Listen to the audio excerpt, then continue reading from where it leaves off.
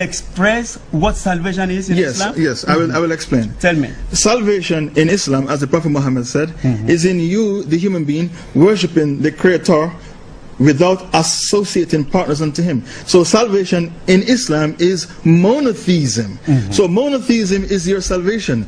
Paganism, which is to worship the creation that you are involved in, is your condemnation. This is why it is impossible for a Christian to go to paradise, because they worship the creation rather than worshiping the Creator. I understand? So, and even though Jesus himself said you should worship God and God alone, and he said the greatest commandment is to worship God alone.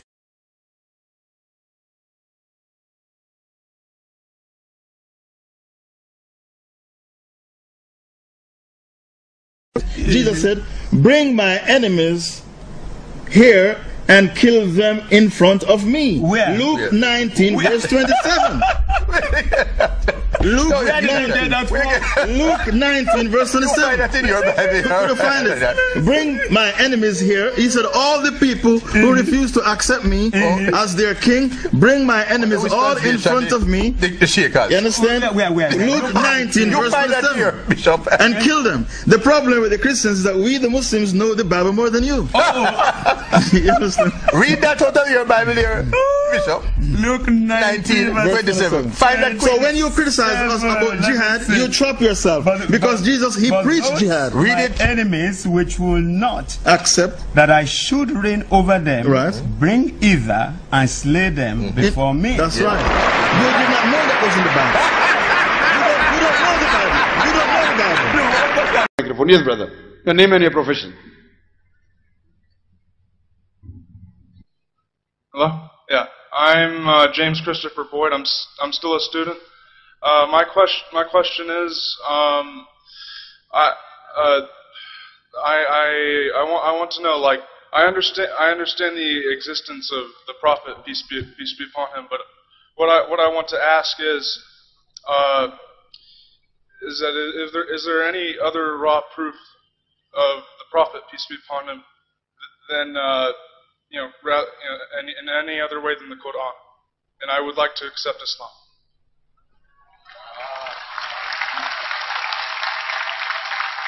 MashaAllah, brother said that he believes that Prophet Muhammad is the messenger of God. He wants to know, is there any other proof in the Quran which proves Prophet Muhammad is the messenger of God? There are many, there are umpteen number of proofs. Not only from the Bible, as you heard me saying, I have given proof from the Hindu scriptures.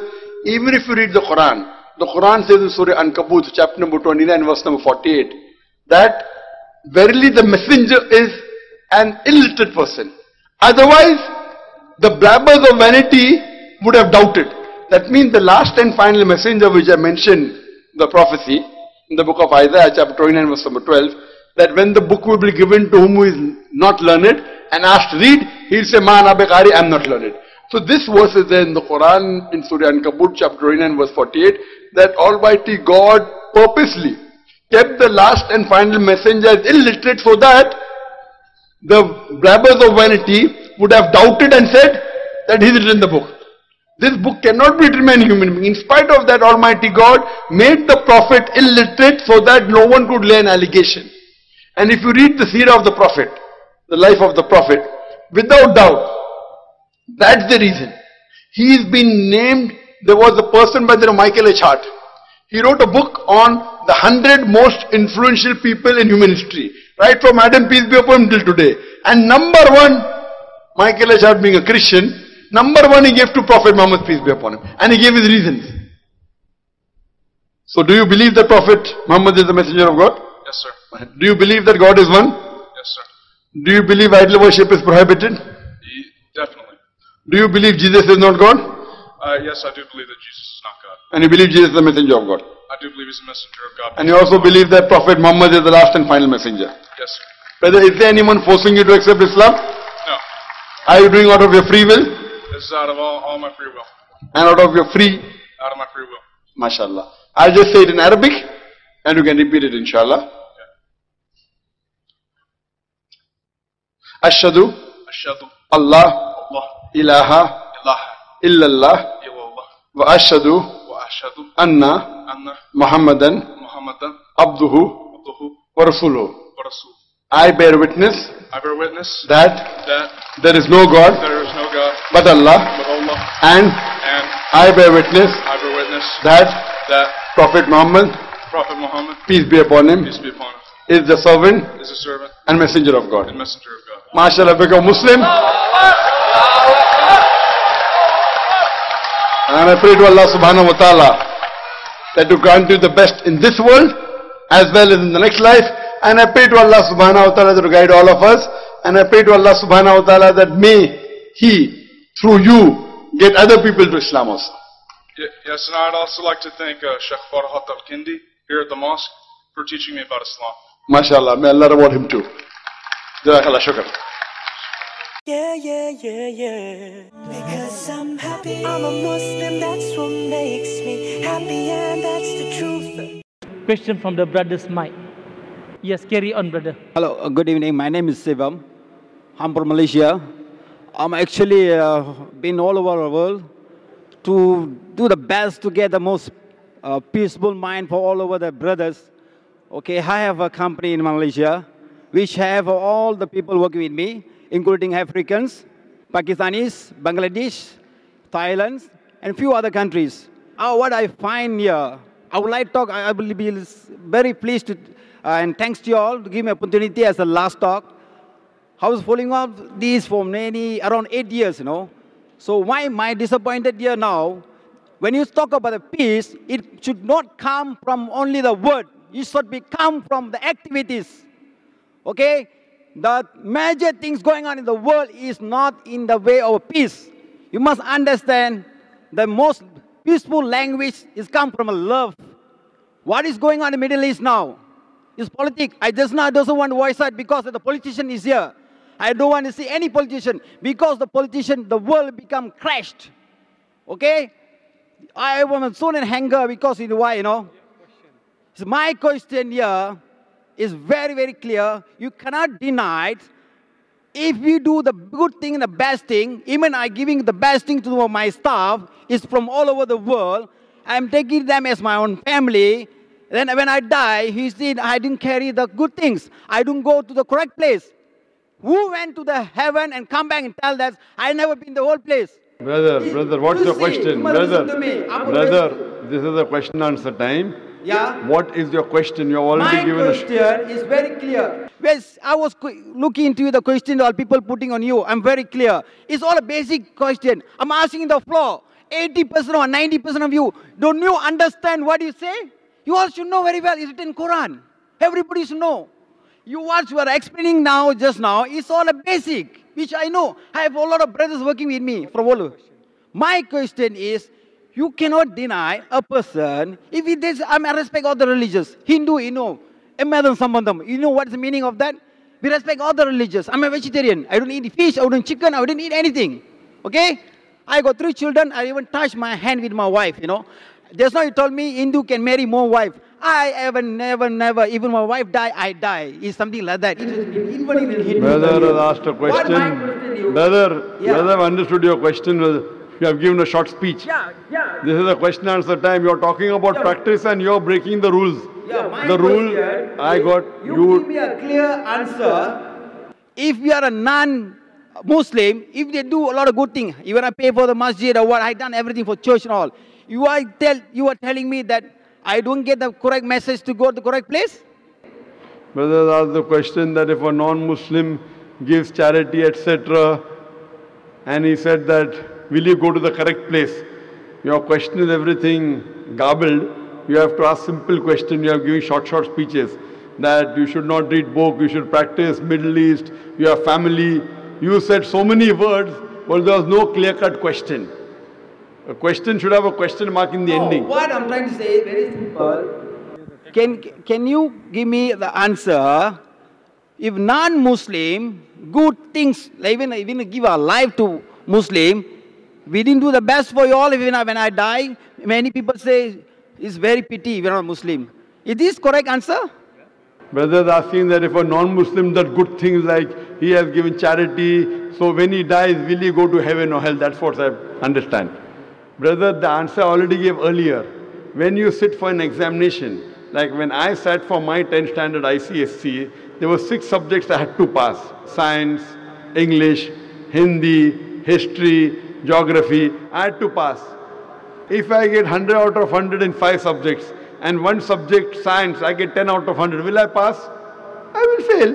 So similarly, the criteria to go to Jannah, to go to paradise, is you should have faith, number 1, righteous deeds, exhort people to truth, exhort people to patience and perseverance. You may be a righteous person, you may be giving charity, etc. But if you don't have faith, if you don't believe in the one true God, if you don't worship the true God, you fail the test. So for you to pass, you have to pass in all the 4 criteria. Iman, that is have faith, believe in one true God, should not do idol worship, should not believe in false gods. Number 2, righteous deed. Number 3, exhorting people to truth, that is dawah. Number 4, exhorting people to patience and perseverance. So you, if you do not believe in the one true God and do not worship Him alone, associate partners with Him, under no circumstances in the next life will you pass, you will fail. Hope that answers the question. Thank you. Let me tell you about my happiness. I get my happiness from Islam. It makes me kind and a better human.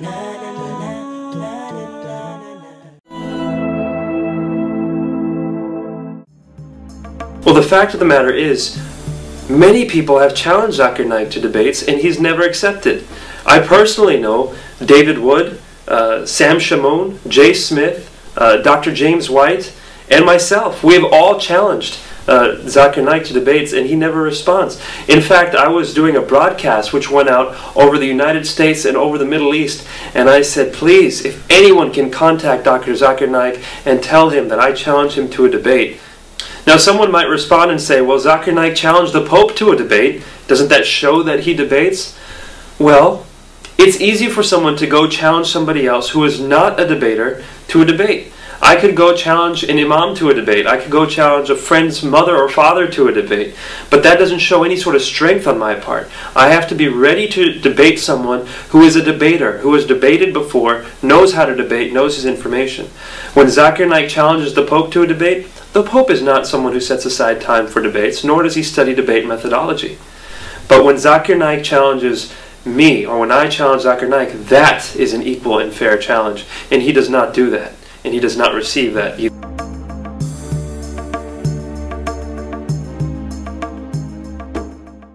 Yeah. Because I'm happy, I'm a Muslim, that's what makes me happy, and that's the truth. Thomas Carlyle writes in this book, Heroes and Hero Worship. He places our Nabi, Muhammad Sallallahu Alaihi Wasallam, as his number 1 hero prophet. Number 1. And he writes that every new idea originates in the mind of one. In one man's mind it dwells. One man in the full world. It will do little good if he takes up a sword and propagates it. You have to first get your sword, the sword of intellect. As Allah says in the Quran in Surah Nahl chapter 16 verse 125. Udu ila sabili rabbika bil hikmah wal mu'azzat al hasna wajadun billati asad. Invite all to the way of thy Lord with wisdom and beautiful preaching, and argue with them and reason with them in the ways that are best and most gracious. Thomas Carlyle is talking about the sword of intellect. Today, Islam is conquering the hearts not with the sword of steel, but with the sword of intellect, with the sword of peace. There was a survey done which was given in the Reader Digest Almanac book in the 1984, as well as Princewood magazine. And this survey gave the increase in the major world religions in a span of 50 years. From 1934 to 1984, in a span of 50 years, the increase in the major world religion. And number 1 religion that increased maximum was Islam, 235%. Christianity, only 47%. I am asking the question, which war took place between 1934 and 1984, which converted millions of non-Muslims to Islam? Which war? Which war? Today, the fastest growing religion in the world is Islam. The fastest growing religion in America is Islam. The fastest growing religion in Europe is Islam. However much they try to suppress Islam, that much it grows. Allah says in the Quran in Surah Imran chapter 3 verse 54, Makarum makarallah wallahu khairul makirin. They planned and plotted. Allah too planned. Allah is the best of planners. You know, after 9/11, the media is saying Islam is the religion of terrorism, Muslims are terrorists. After 9/11, in a span of 9 months, in America alone, 34,000 Americans accepted Islam. According to Johan Redley, in Europe alone, in a span of 10 months, more than 20,000 Europeans accepted Islam. Today the media says Islam subjugates the women. Islam does not give women the due rights. Do you know, out of the people accepting Islam, 2/3 of the people are women. I am asking, who is forcing the American women to accept Islam?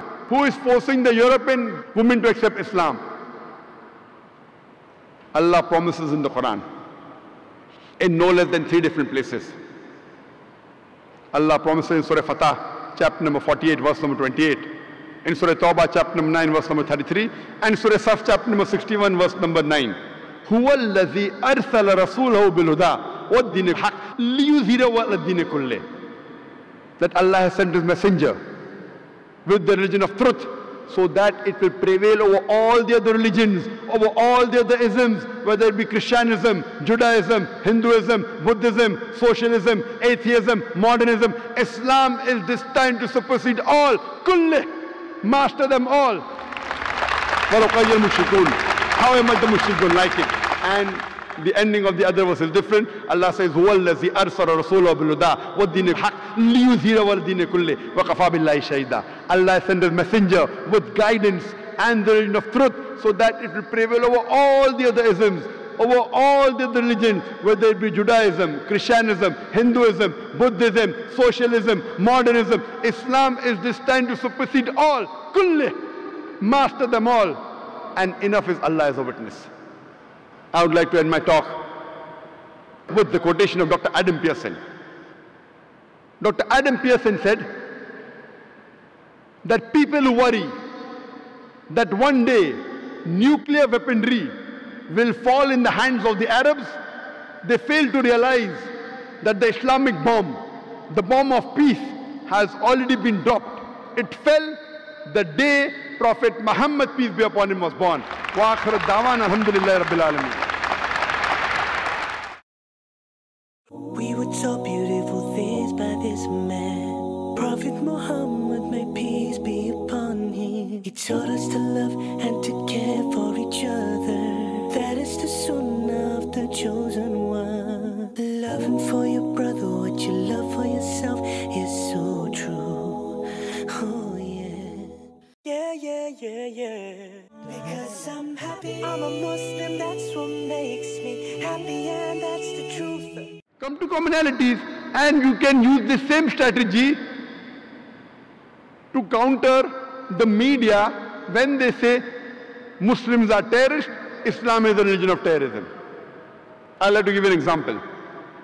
After 9/11, in the year 2003, when I went to USA, I landed in Los Angeles. And being a Dai, I'm prepared that they'll be questioning. When I landed in the Los Angeles airport in 2003, I knew I'm a soft target. Cap, beard, coat, tie, looking like a joker. I'm a soft target, I know that. This helps me to do dawah. Moment they see me, okay, go for questioning. So the immigration officer asked me, that why have you come here? I said, to receive an award. He asked me, which award? What do you do? I said, I spread truth. Jesus Christ, peace be upon him, said, speak ye the truth and truth shall free you. So my job is to speak the truth and spread the truth. I'm a Dai. So he asked me, that are you a Wahhabi? So I told him, you know, Wahhab is the attribute of Allah subhanahu wa ta'ala in the Quran. I'm Abdul Wahhab. I am a servant of Allah. No, what are you? Are you Shia Sunni? I told there's no Shia Sunni in the Quran. I'm a Muslim.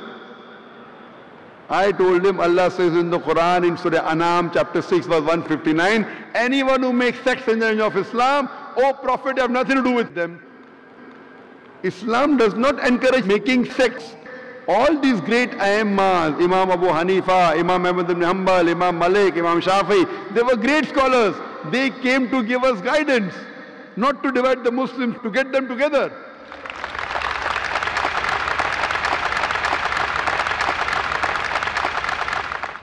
Then I was sent to the customs and I'm prepared. When they opened my bag, they found a DVD of mine, Terrorism and Jihad.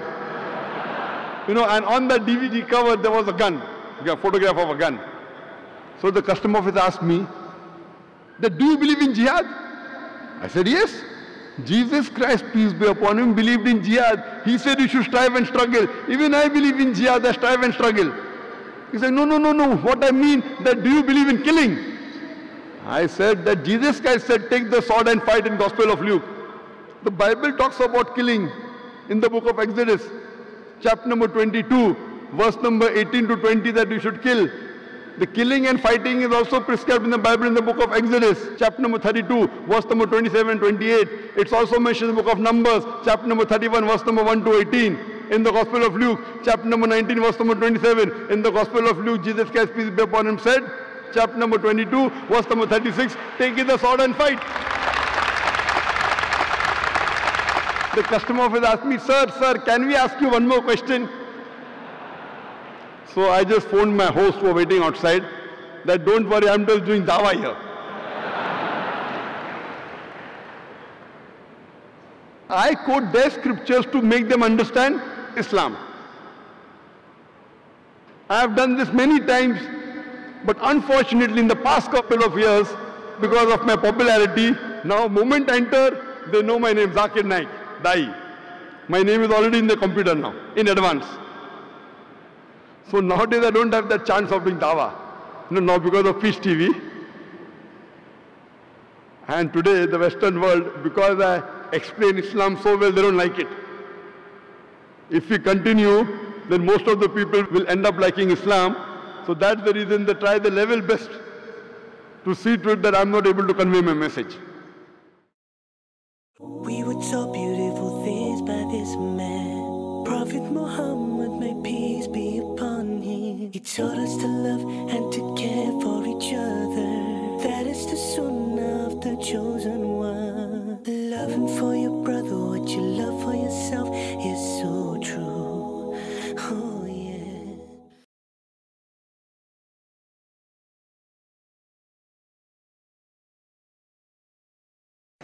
Assalamu alaikum. My name is Haya and I just have one question for you tonight.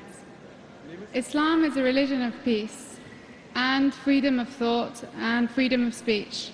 So why in the Quran does it say that if a Muslim who is born a Muslim should be punished by death if he chooses not to follow the religion anymore? Sister, you said the Quran says that a person who is born as a Muslim and he changes his religion, he's put to death. Sister, I don't know of any verse in the Quran. You point out in the Quran, there's no such verse in the Quran talking about that a person who is a Muslim and then who changes his faith, he should be put to death. But there are certain rulings. But if you go back to the history, the seerah of the Prophet, Muhammad Sallallahu Alaihi Wasallam, we know that when the Prophet went to Medina, there was one Sahaba who came and said that when the Prophet said, go and kill these kafirs, they're causing problems, they are the enemies. So one of the Sahaba said that please forgive my brother. And the Prophet didn't kill him. And later on that person accepted Islam. So it's not a general rule that any person who's a Muslim who becomes a murtad, he has to be put to death. The ruling is if a person who is a Muslim, who becomes a murtad, who changes his faith and propagates against the religion of Islam, then the penalty is death. And this is in most of the countries. For example, if in the country of India, there's a citizen of India who shares the secret prints of the Indian army with the enemy, the Indian law will say he should be put to death or life imprisonment. This is the same law in America, same in UK for apostasy. The same law that is there, that if you sell your some secret of the country, either death penalty or life imprisonment. So in Islam, it is not a normal ruling that a person who is a Muslim, when he becomes a non-Muslim, he should be put to death. Only if he propagates against Islam and conspires against Islam, then is the ruling of death, sister. Hope that answers the question, sister. Thank you so much. Yes, you did. You're most welcome, sister.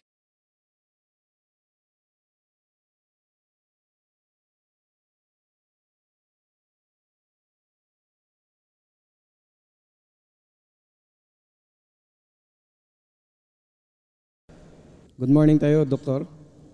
I'm Mr. Alan Cinco. My question is, I want to embrace and accept Islam. So what can I do to become Islam?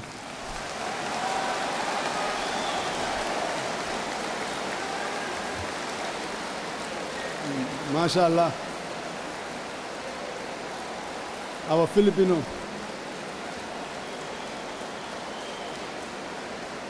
Filipino brother, MashaAllah.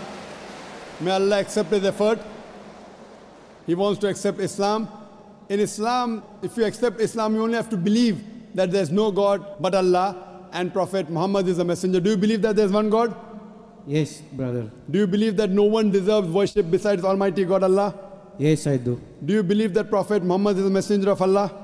Yes, I believe. So I'll just say in Arabic, repeat it, then we'll say the translation, inshallah. Okay. Ashhadu. Ashhadu. Allah. Allah. Ilaha. Illallah. Wa ashhadu. Anna. Muhammadan. Abduhu. Wa rasuluhu. MashaAllah.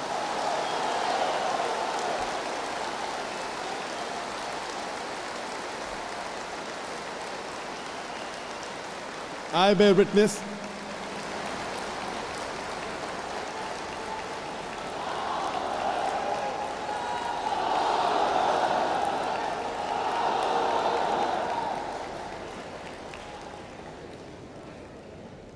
MashaAllah, I'll just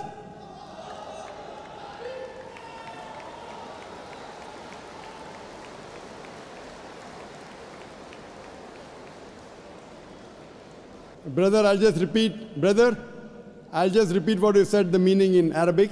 I bear witness. That there is no God. But Allah. And I bear witness. That Prophet Muhammad.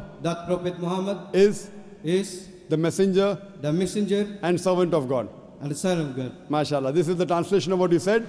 And I'd like to pray to Allah subhanahu wa ta'ala that MashaAllah may accept your efforts. And it's good, MashaAllah, to see that in the city of Dubai, Alhamdulillah, that people may have come here for earning a living. Believe me, what you earned here is less than what you'll earn in the Akhirah. What you'll earn in the Akhirah, inshallah, will be much more. And may Allah subhanahu wa ta'ala grant to Jannah, inshallah. Thank you, brother. Thank you so much. My name is Florenda. I'm a Christian. And I have followed all your talks, and I really admire listening to you regarding, in comparison between Christianity and Islam. It's my pleasure to ask you a question. Actually, a while ago, it was asked regarding the Judgment Day or the Second Coming. I believe that Christian and Muslim believe on that, and both religions are preparing on the Judgment Day. I have a friend who is a Muslim, and he always told me that I'll be safe in Islam. Now, I wanted to ask you, what's the difference between, preparation of Christian and the Muslims to be safe in the second life, and how you will encourage me to embrace Islam? Sister, the difference between a Muslim and a Christian preparing for the second coming of Jesus Christ, peace be upon him, and the day of judgment is, the Christian is waiting for Jesus Christ, peace be upon him, as Almighty God to come. We Muslims are waiting that he will come and clarify that he is not God. He will come and follow the commandments of Muhammad sallallahu alaihi wasallam. Because Jesus Christ said in the Gospel of John, chapter number 16, verse number 12 to 14, I have many things to say unto you, but ye cannot bear them now, for he, when the Spirit of truth shall come, he shall guide you unto all truth. So Jesus Christ said about the coming of Muhammad sallallahu alaihi wasallam. So, if I have to help you, I will tell that follow the teachings of Jesus Christ, peace be upon him, and believe in Prophet Muhammad, peace be upon him. Only if you believe in Prophet Muhammad, peace be upon him, will you be safe on the day of judgment. So to help you, I would say that besides believing in Almighty God, you have to believe that Jesus is a messenger of God, and you also have to believe that Prophet Muhammad, peace be upon him, is a messenger of God, sister. Sister, do you believe that there is one God? Yes. Do you believe Jesus is God or is he a messenger? Messenger. Do you believe Prophet Muhammad sallallahu alaihi wasallam is messenger?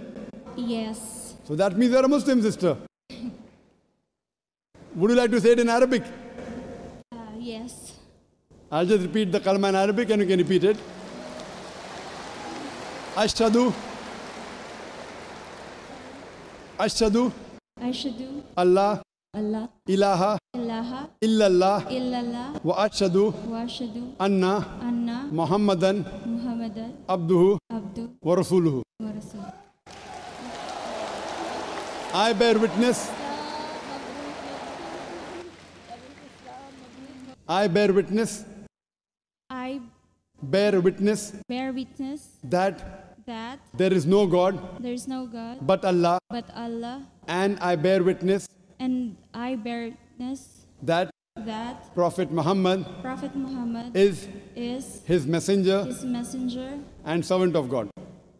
And servant of God. And servant of God. MashaAllah. Jazakallah, sister. May Allah reward you.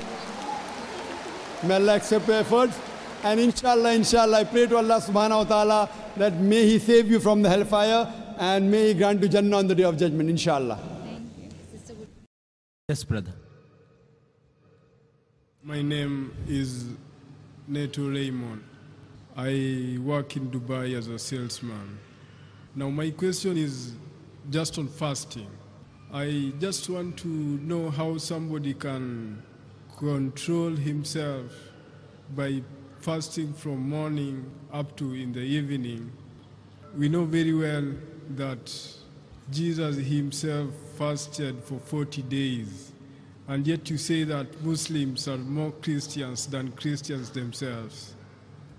We're asking the question that Muslims, we fast from dawn to sunset, and Jesus Christ, peace be upon him, fasted for 40 days. You say that. 40 days. There is no mention of Jesus Christ, peace be upon him, fasting for 40 days in the Quran.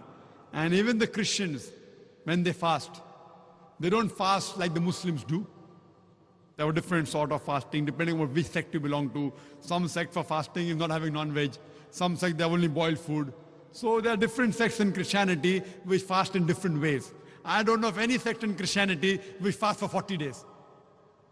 If they fast, they may have, okay, no non-veg, only vegetables, that's their type of fasting. Some fasting is only having boiled food, that's their fasting. There are different types in different sects, but I don't know of any sects in Christianity which fast like the Muslims, or neither like they fast for 40 days continuously, like the way you're saying. Hope that answers the question, brother. The next question on the slip is a short information question from Ansari Iman. Asked for Dr. Zakir Naik's email ID. The email ID, Foundation Islam @irf.net, and my personal ID is zakir@irf.net. You can go to our website www.irf.net. IRF is a short form of the organization Islamic Research Foundation. Where do you get your books sold in Dubai? Which bookshops? From Zina.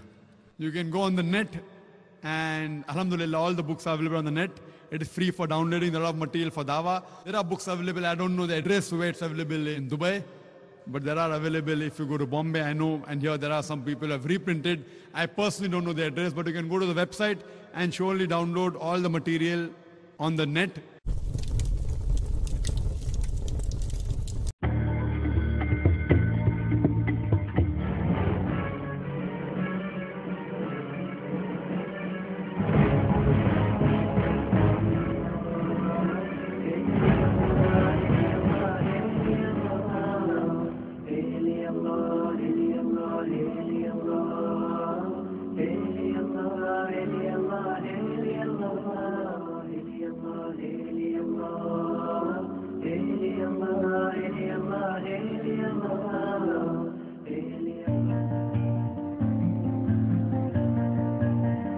Dr. Muhammad Yahya Waloni dilahirkan di kota Manado 30 November 1970 pada tanggal 18 Ramadan 1427 Hijriah, atau tepatnya pada hari Rabu 11 Oktober 2006 beliau bersama istri dan 3 orang putranya sah memeluk agama Islam.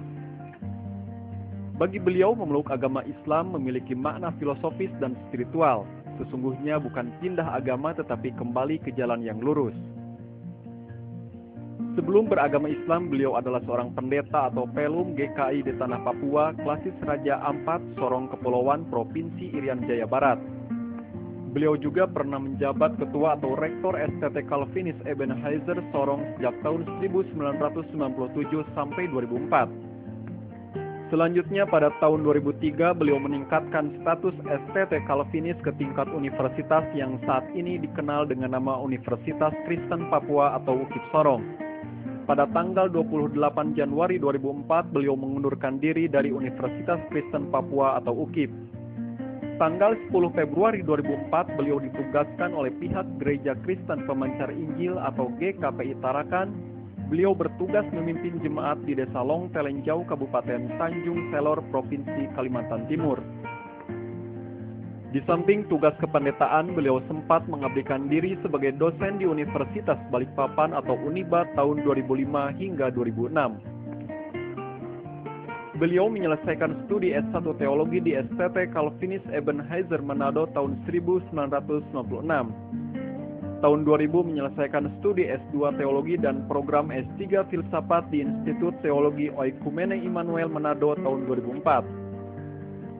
Ketika masih menjadi pendeta, beliau sangat digemari oleh para jemaat Kristen dalam hal berkhotbah, baik di Papua, Manado, Balikpapan, Tarakan, dan lain-lain.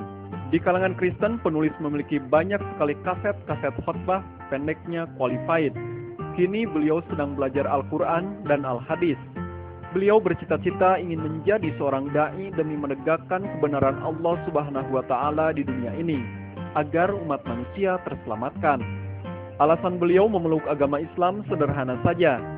Beliau mengakui bahwa Al-Quran adalah sebenar-benarnya firman Allah, sebab tulisan dan ajarannya sejak 1 Hijriah hingga sekarang ini tidak pernah berubah.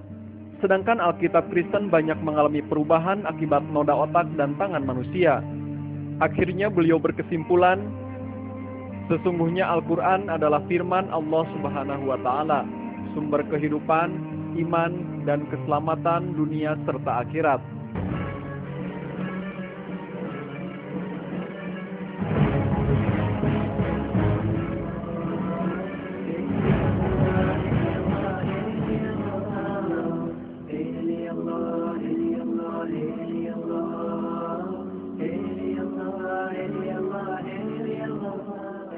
Assalamualaikum warahmatullahi wabarakatuh.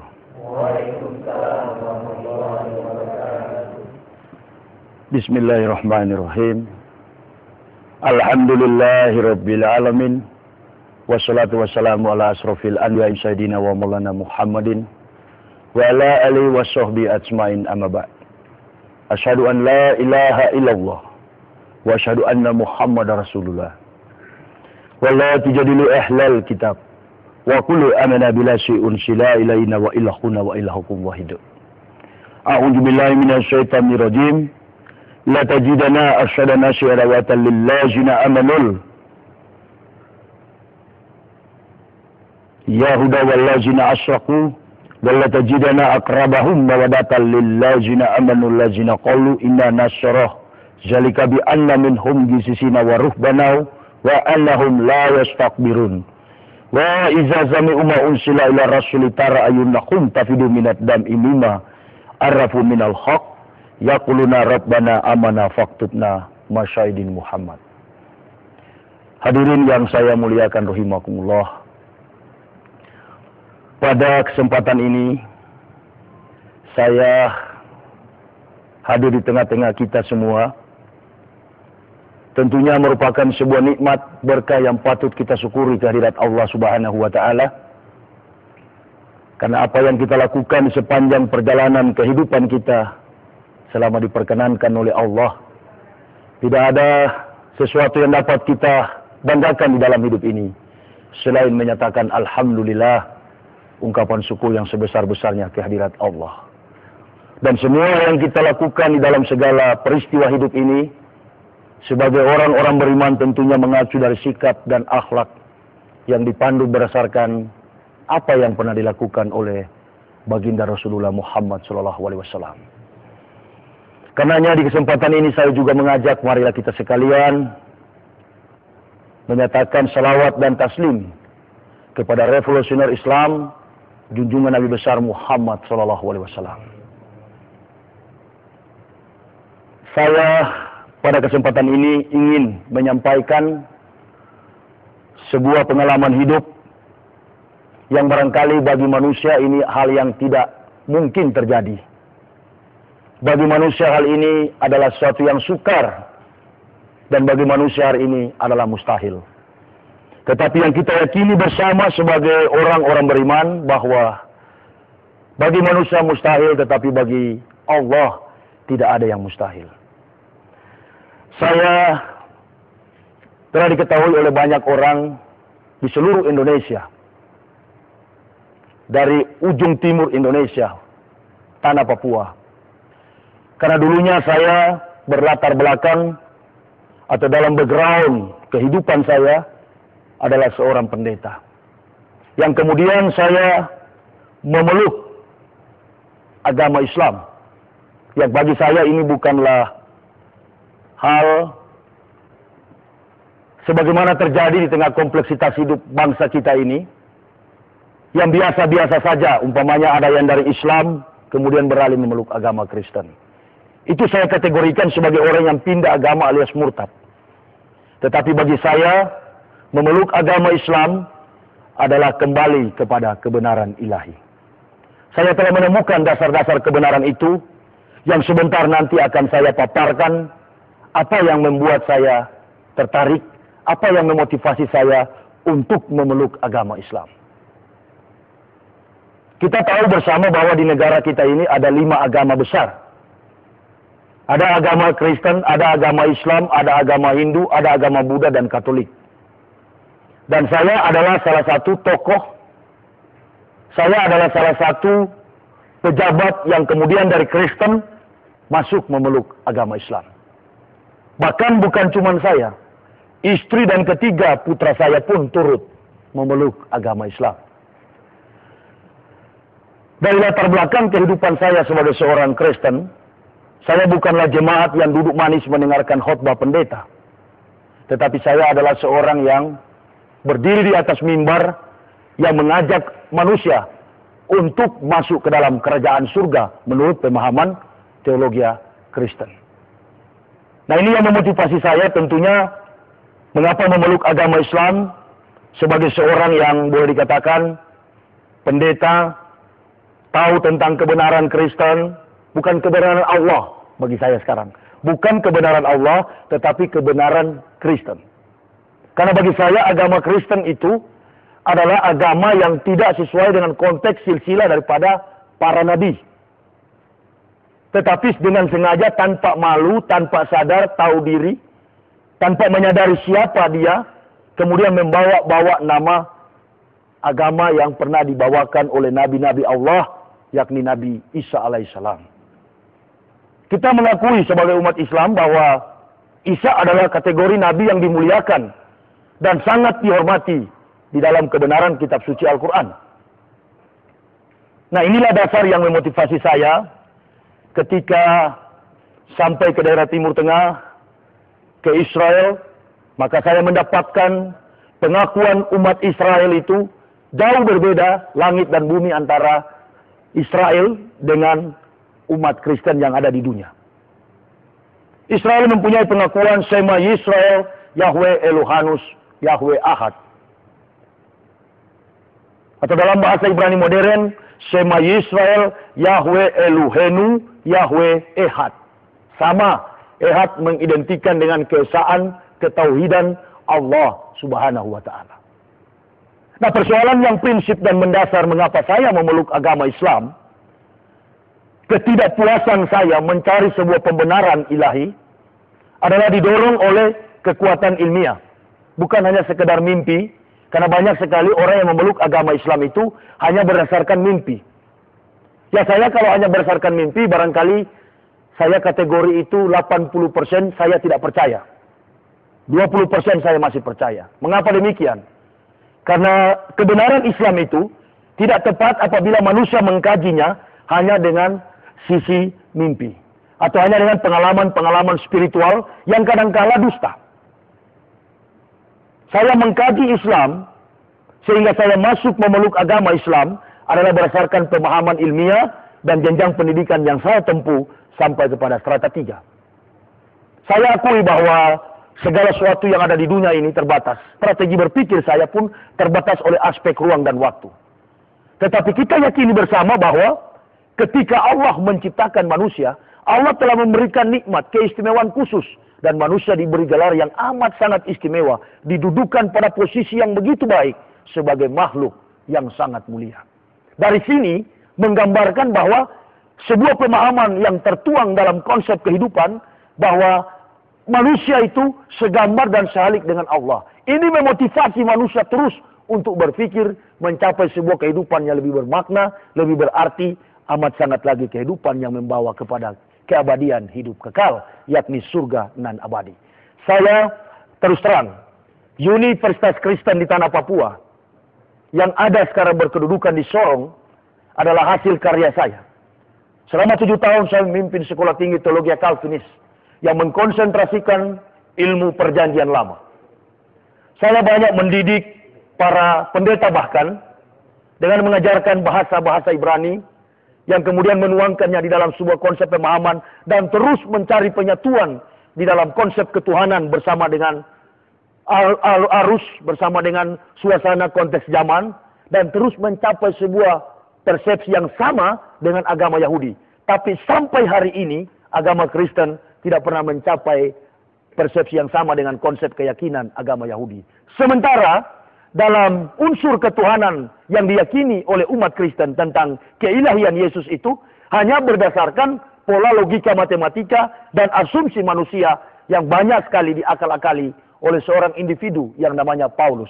Kalau kita perhatikan, kebetulan saya membawa Bible, kebetulan saya membawa kitab suci Kristen, ada ayat-ayat tertentu, makanya saya selalu katakan, kalau saya mendapati satu kata saja, satu kalimat saja, satu ayat saja dari Bible, bahwa Yesus mengatakan dirinya Tuhan dan Juru Selamat, maka saya pasti berani akan kembali memeluk agama Kristen. Tetapi semua isi perjanjian lama dan perjanjian baru, 39 kitab perjanjian lama, dari Beresit, Beresit ini bahasa Ibrani artinya kejadian, dan sampai Maleaki, itu tidak pernah mendapatkan bahwa Yesus Tuhan. Sebaliknya, di dalam Bible ini menceritakan banyak tentang kerasulan baginda Nabi Muhammad SAW. Ini saya bisa buktikan. Saya bisa buktikan. Dan menurut pemahaman teologi Kristen, apa yang diturunkan Allah kepada Yeremia, apa yang diturunkan Allah kepada Yesaya, apa yang dinubuatkan Allah kepada Musa, katanya itu untuk kehadiran nanti Yesus Kristus. Nah, ini tidak tepat dan akan saya buktikan menurut dasar teologi Kristen. Saya tidak dapat membuktikan kenabian Nabi Muhammad di dalam sisi Al-Quran. Karena memang saya dari masa kecil ya hidup di tengah kompleksitas kehidupan 99% pemeluk agama Kristen Protestan, yakni kota Manado. Makanya saya sulit untuk mengetahui Al-Quran secara baik. Bahkan bila kedapatan membaca Al-Quran, otomatis dipukul. Umur 14 tahun, saya pernah mengikuti pengajian dengan teman saya namanya Wadi.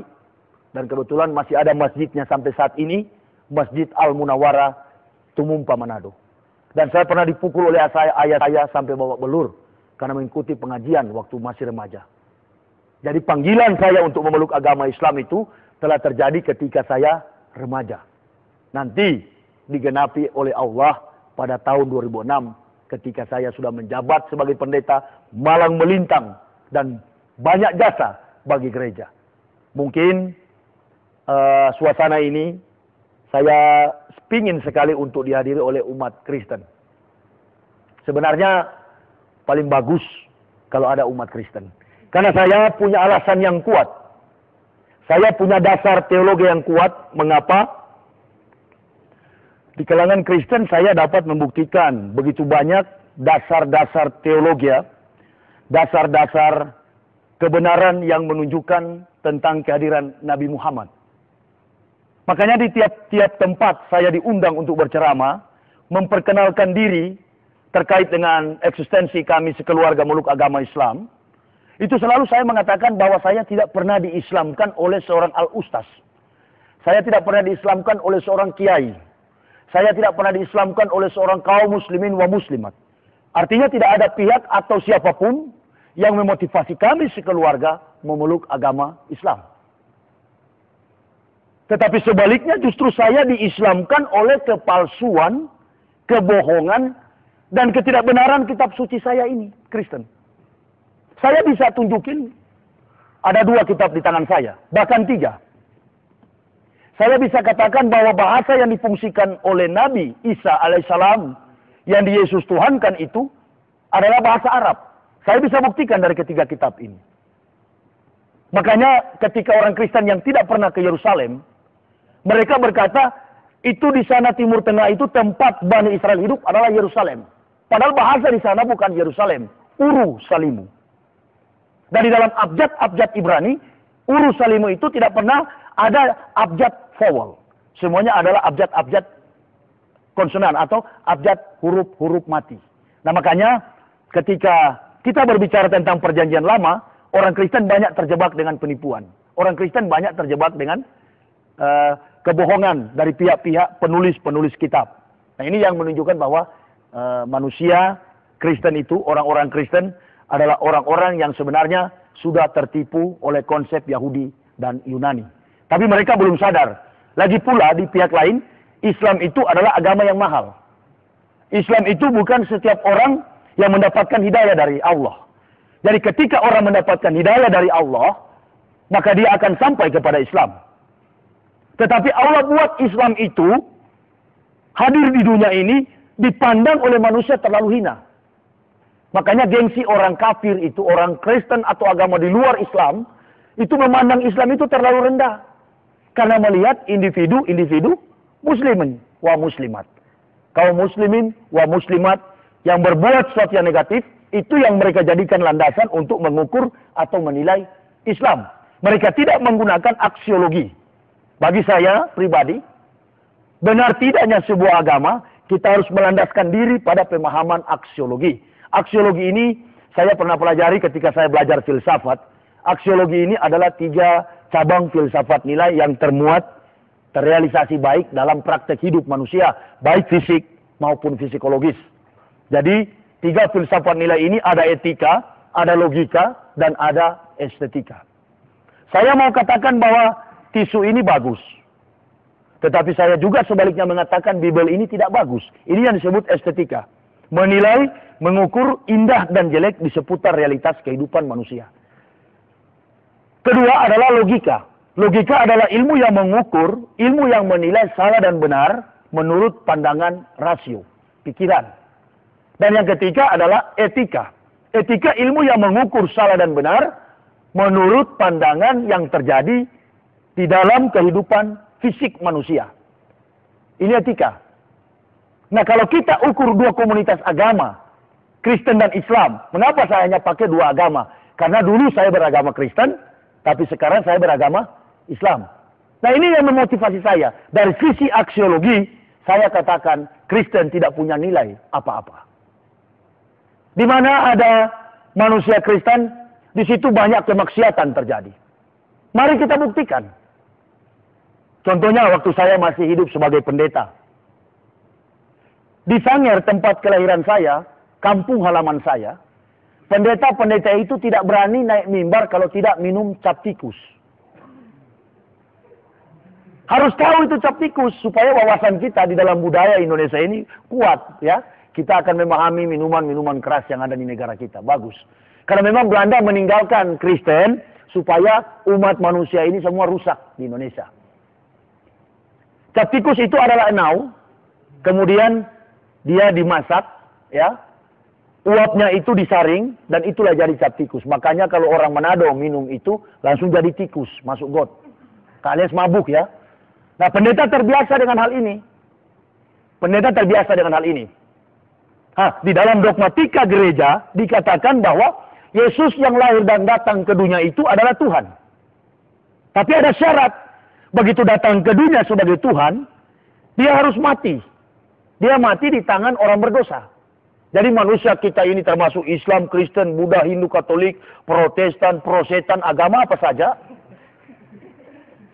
Ya apa-apanya agama Prosetan, termasuk Ahmad Musadik itu ajaran baru, agama Prosetan. Karena tidak ada lagi Nabi selain Nabi Muhammad, Ahmad Musadik yang jadi Nabi baru. Begitu ya. Nah, ketika Yesus itu datang, dianggap oleh Paulus dia adalah Tuhan. Karena ada 3 hal yang membuat Paulus termotivasi untuk menjadikan Yesus Tuhan. Yang pertama, Paulus menganggap kehadiran Yesus tanpa ayah adalah merupakan peristiwa spektakuler yang sangat ajaib, yang tidak mungkin dilakukan kalau bukan Allah sendiri yang melakukan hal itu maka terjadi. Jadi Paulus bermatematika, Paulus berasumsi, mengatakan bahwa, oh barangkali inilah Tuhan, karena sudah tidak ada nabi lagi yang akan muncul. Paulus lupa bahwa akan ada nabi yang nanti akan muncul setelah kemunculan Isa, dan setelah dimuliakannya Isa, baru nanti akan datang 576 tahun kemudian. Yang kita yakini bersama, itulah Nabi Muhammad. Nah oleh karena itu, Yesus datang ke dunia, ada syarat. Menurut Paulus, bahwa kita ini katanya semua sudah terkungkung di dalam dosa. Dan tidak bakal terlepas dosa itu, kalau Tuhan tidak mati dulu. Nah ini konsep orang sinting. Makanya surat-surat Paulus itu satu dengan yang lain saling bertentangan. Dan tidak ada sesuatu yang rasional yang mampu dipertanggungjawabkan sebagai landasan iman ketika kita mengacu dari aksiologi tadi. Artinya dari sisi teori logika, Paulus sudah keliru menafsirkan tentang ketuhanan Isa. Jika dasar kekuatan teologi dan filosofis Paulus hanya berdasarkan peristiwa kehadiran Isa secara ajaib atau spektakuler. Masih ada yang lebih ajaib daripada kehadiran Nabi Isa, yakni Nabi Adam, tanpa ayah atau ibu. Ini Paulus lupa. Paulus lupa, maka orang Kristen pun turut menjadi pelupa. Paulus sinting, maka orang Kristen pun turut menjadi sinting. Saya ketika masuk memeluk agama Islam, para pendeta di Manado, di Indonesia ini, bahkan seluruh umat Kristen menganggap saya gila. Tidak gila saya. Saya bisa buktikan bahwa saya tidak gila. Mari saya baca dari kitab 1 Raja-Raja pasal 4. Ini saya tidak gila. Enggak, kita harus mengikuti permainan pikiran Alkitab. Jangan kita memeluk agama Islam dan mengatakan, oh karena saya baca Al-Quran. Saya anggap manusia yang bilang dari Kristen dan bilang dia baca Al-Quran sehingga masuk Islam, saya yakin bahwa itu hanya bohong. Karena manusia-manusia Kristen itu kuat mempertahankan dogma ketuhanan Yesus Kristus. Saya tidak suka ada orang masuk Islam dengan cara-cara yang munafik, yang akhirnya berujung pada ketidakmampuan mempertanggungjawabkan eksistensi kebenaran Islam. Nah, mari saya buktikan bahwa memang saya tidak gila bersama-sama dengan istriku yang tercinta dan anak-anakku. Ini di sini di tangan saya, ini ada Alkitab, Lembaga Alkitab Lai tahun 1991 dan Alkitab Lai tahun 2006, berarti baru. Ya. Tapi sama, Alkitab tahun 1991 masih berlaku di 2008 sekarang. Bisa dibawa ke gereja. Sama dengan isinya Pak Pendeta. Namun anehnya, begini. Di dalam kitab 1 Raja-Raja 4 ayat 26, begini Alkitab tahun 91 bilang. Alkitab tahun 91 bilang. Lagi pula Salomo mempunyai kuda, 4.000 kandang, untuk kereta-keretanya, dan 12.000 orang berkuda. Garis bawahi, di Alkitab tahun 1991, Salomo punya kandang 4.000. Nah, sekarang Alkitab 2006. Alkitab 2006, ayat yang sama, 1 Raja-Raja 4 ayat 26. Demikian bunyi firman Tuhan. Lagi pula Salomo mempunyai kuda 40.000 kandang untuk kereta-keretanya dan 12.000 orang berkuda. Jadi Alkitab tahun 91, 4.000. Alkitab tahun 2006, jumlahnya 40.000. Kalau nggak percaya nanti sebentar baca. Dan saya harap apa yang saya percakapkan pada sore ini, dialog kita ini, kiranya kaset ini akan menjadi milik juga saudara-saudaraku yang Kristen. Saya harap, maka biarlah kaset ini akan menjadi berkah dan petunjuk hidayah Allah. Saya siap menerima risiko apapun. Tapi yakinlah bahwa tidak ada risiko. Sebab saya dikenal oleh gereja tidak pernah membuat pelanggaran ini dan itu. Dan pun saya keluar dari agama Kristen, memeluk agama Islam, pamit kepada ketua sinode dan beliau sempat pingsan. Karena beliau takut jangan raja-raja ini saya buka. Salah satu dari ke-18.000 data-data kepalsuan yang saya dapati. Sebenarnya saya tadi mau bawa tuh 363 wajah Yesus yang saya temukan. Tapi saya cuma takut, waduh, ini bisa bahaya ya. Ini bisa membuat orang nanti akan memeluk agama Islam. Yang saya takut Islam ini kan mahal. Nanti kalau yang tumpul memeluk agama Islam percuma. Di dalam kita juga kaum muslimin wa muslimat banyak yang tidak kafah. Ditambah lagi dengan ex kafir yang malas. Wah, Islam tambah repot. Jadi biar aja lah. Memang orang yang memeluk agama Islam itu hanya orang-orang yang cerdas. Sebaliknya, yang memeluk agama Kristen dari Islam murtad itu hanya 2 problem. Kalau bukan Indomie 1 dus, beras 1 liter. Makanya gereja gampang sekali mengislamkan orang-orang Islam yang tidak taat pada Al-Quran.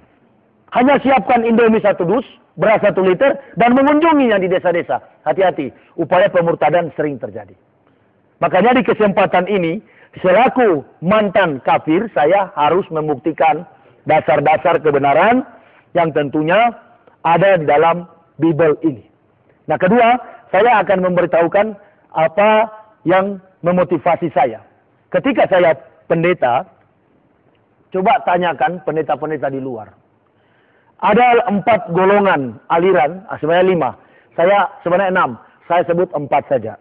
Karena 4 ini paling banyak pemeluk agamanya. Ada 4 organisasi aliran gereja. Ada pertama-tama Katolik. Yang kedua Protestan. Yang ketiga Anabaptis atau Pentakosta. Yang keempat Adventis atau gereja penantian. Advent bahasa Ibraninya penantian. Jadi dia belum percaya kalau Yesus sudah datang. Dia masih menanti. Advent, hari penantian, hari ke-7. Nah, anehnya, saya bisa buktikan. Yang saya katakan tadi, bahwa gereja-gereja ini menuduh saya tadi katanya gila. Istri saya gila, anak-anak saya gila, apalagi saya. Di atas gila, sinting. Nah, ketika saya mendengar itu, saya klarifikasi dan saya katakan, bukan saya gila. Justru saya dulu percaya kitab orang yang kelewat pintar alias sinting. Ini kitab orang sinting. Anggaplah tahun 91 Tuhan yang berfirman. Tapi 2006 sudah hantu. Karena jumlahnya sudah berbeda. Dan dalam sistematika sains, ilmu pengetahuan, teori salah, praktek tidak mungkin benar. Kira-kira begitu nggak?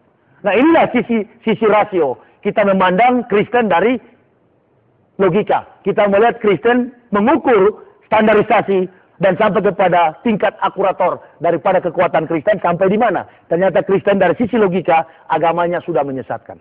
Maka saya tidak tepat kalau dikatakan gila. Justru masuk Islam baru sembuh dari gila. Kira-kira itu yang saya harus akui.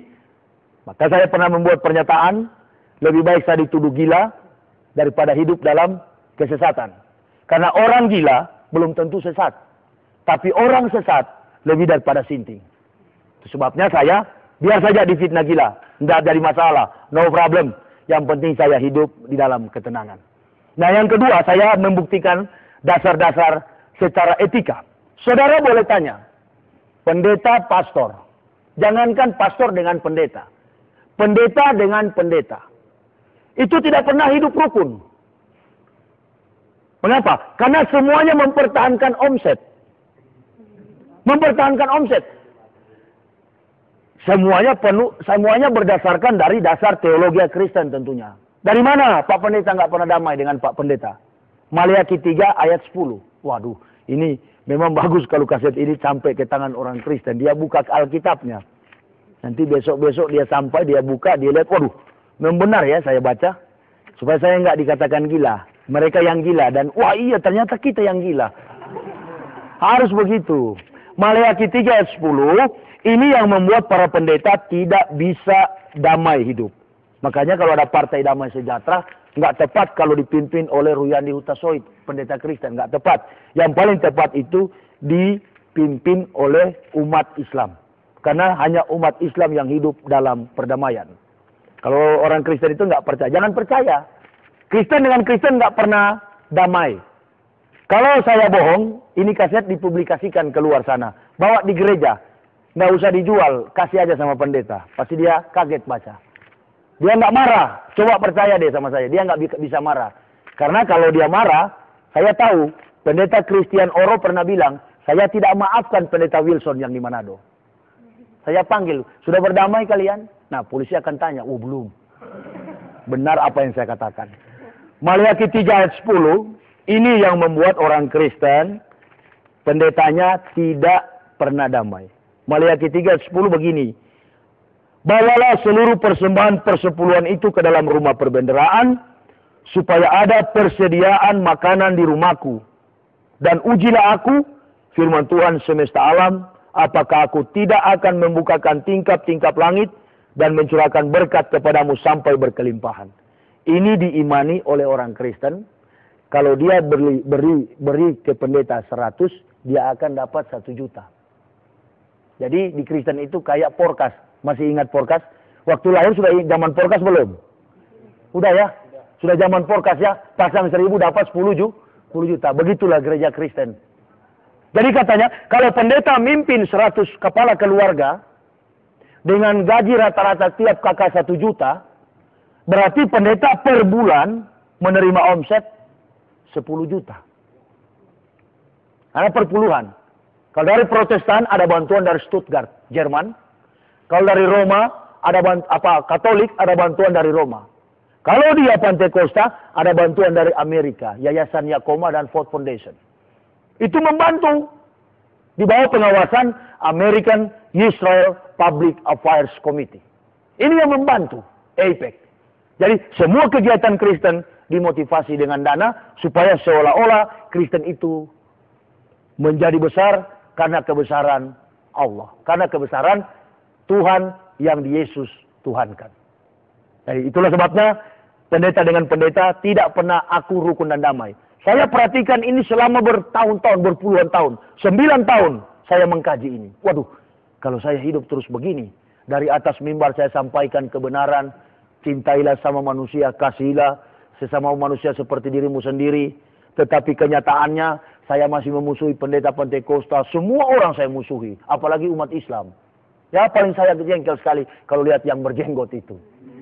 Kayak saya langsung bermatematika di pikiran saya. Ini jenggot-jenggot ini komplotan manusia-manusia teroris.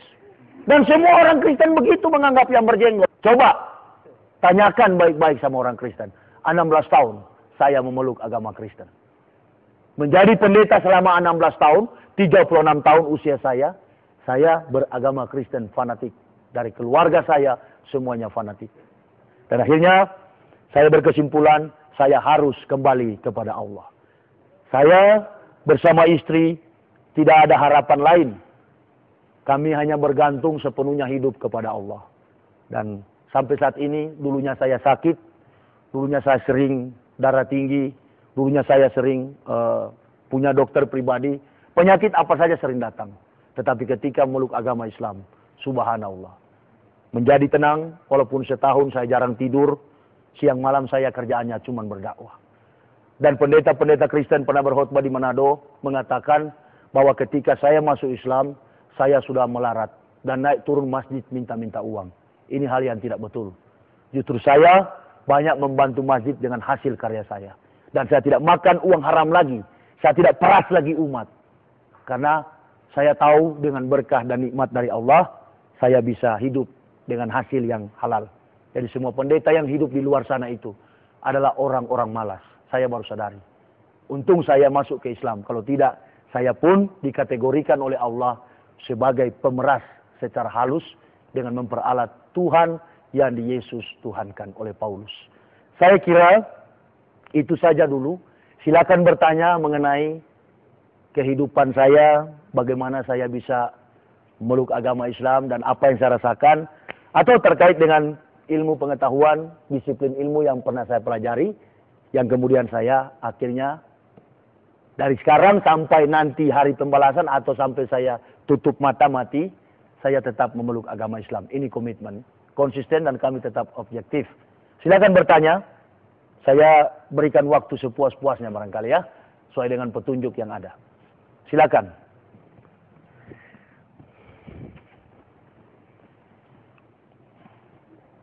Ya, silakan bertanya. Bismillahirrahmanirrahim. Assalamualaikum warahmatullahi wabarakatuh. Waalaikumsalam warahmatullahi wabarakatuh. Yang saya ketahui tentang Kristen itu, Ustaz, mereka itu kuat dalam menjaga dogma mereka. Apa betul seperti itu? Terus yang kedua, pengalaman Ustaz sebelum masuk Islam itu gimana, Ustaz? Baik. Terima kasih, Ustaz. Assalamualaikum warahmatullahi wabarakatuh. Waalaikumsalam warahmatullahi wabarakatuh. Saya akan jawab dulu ya. Orang Kristen kuat mempertahankan dogma hanya dipengaruhi oleh 2 ayat. Yang lain-lain itu tinggal tambahan. Kalau kita dapat berfilsafat dan meruntuhkan 2 ayat ini, maka orang Kristen tidak akan bertahan untuk memeluk agama Kristen lagi. Perhatikan ayat-ayat itu. Tulis. Yohanes pasal 3 ayat 16. Ini ayat-ayat yang kuat yang dipertahankan oleh orang Kristen. Dan saya akan jelaskan. Yohanes 3 ayat 16, tanpa Bibel pun saya tahu bunyinya. Karena memang itu Alkitab itu sudah di sini sama saya. Makanya pendeta-pendeta di Indonesia ini pernah saya kirim surat di PGI, Persekutuan Gereja Indonesia, untuk diajak debat. Semuanya bilang berdiam diri adalah emas. Mereka nggak berani. Karena dari sekian banyak orang sinting, saya yang paling sinting. Maka Allah bilang, ya sudah, karena itu yang paling berat sintingnya disadarkan dulu. Yang lain biar aja dulu, nanti sudah stadium 4 baru disembuhkan. Yohanes 3 ayat 16 bunyinya begini. Ini yang orang Kristen kuat mempertahankan dogmatika gereja atau ajaran gereja. Karena begitu besar kasih Allah, tidak bisa bilang Allah ya. Allah dia. Allah. Karena begitu besar kasih Allah akan dunia ini, sehingga ia telah mengaruniakan anaknya yang tunggal, supaya setiap orang yang percaya kepadanya tidak binasa, melainkan beroleh hidup yang kekal. Makna filosofis yang terkandung dari ayat ini menunjukkan bahwa Tuhan katanya di surga itu sudah sayang betul sama manusia. Mengasihi betul manusia. Maka dia turun di dalam diri manusia Yesus Kristus. Nah, jadi pemahaman para pendeta sampai ke tingkat grassroots jemaatnya menganggap bahwa Yesus dituhankan itu atas dasar pengasihan Allah yang tidak dapat lagi menyelamatkan umat manusia selain dia sendiri yang harus mati. Ini pemahaman gereja. Jadi umat Kristen itu sudah ketipu oleh konsep filsafat Yunani. Jadi sudah tidak ada pertolongan lagi karena bukan zaman para nabi menurut dogmatika dan teologi Kristen. Bahwa tidak ada penyelamatan lagi, ini sudah tidak ada nabi. Kalau kita bicara dalam sistematika politik Timur Tengah, ini akan berusaha menghapus kenabian nanti yang akan datang, yaitu baginda Muhammad Sallallahu Alaihi Wasallam. Dari sengaja ini Yesus dituhankan, diperalat untuk menjadi Tuhan. Sehingga dia sini mempunyai 3 jabatan. Setiap orang yang percaya kepadanya tidak binasa, melainkan beroleh hidup yang kekal. Jadi paling mudah, kalau mau masuk surga, masuk agama Kristen saja, hanya percaya selamat. Jadi hanya syarat itu, tidak ada dosa yang membatasi. Pokoknya siapa yang percaya, pasti masuk surga. Itu dogma Kristen. Nah makanya banyak orang peluk agama Kristen. Karena cukup percaya. Yesus datang ke dunia, karena dia mengasihi dunia, mengaruniakan anaknya yang tunggal, supaya setiap orang yang percaya padanya tidak binasa, melainkan beroleh hidup yang kekal. Jadi seolah-olah Yesus ini adalah penjelmaan Tuhan yang menjadi manusia. Dan selanjutnya dikatakan juga lebih radikal lagi, sangat eksklusif sekali, yakni Yohanes 4 ayat 16. Dia katakan, Yohanes 14 ayat 6, terbalik. Yohanes 14 ayat 6, begini dia punya bunyi. Kata Yesus kepadanya, akulah jalan dan kebenaran dan hidup. Tidak ada seorang pun yang datang kepada Bapa kalau tidak melalui aku. Nah ini seolah-olah makna yang terkandung di dalam ayat ini, ya, Yesus punya 3 jabatan, yakni jalan, kebenaran, dan hidup. Jadi orang yang akan sampai ke surga tidak akan sampai katanya kalau tidak melalui Yesus. Artinya, orang tidak akan sampai ke surga kalau tidak beragama Kristen dan mengakui Yesus itu Tuhan. Makanya orang Kristen kuat mempertahankan dogma. Sampai kapanpun Yesus tetap Tuhan. Sampai kapanpun Yesus dan Kristen itu adalah sarana fasilitas untuk mencapai surga. Itu sebabnya sampai hari ini orang-orang Kristen di luar itu menganggap kita ini umat muslim, kaum muslimin wa muslimat adalah orang-orang yang dikategorikan sebagai domba-domba sesat. Iya, semua pendeta Kristen umatnya menganggap umat Islam itu domba-domba sesat yang perlu katanya diselamatkan.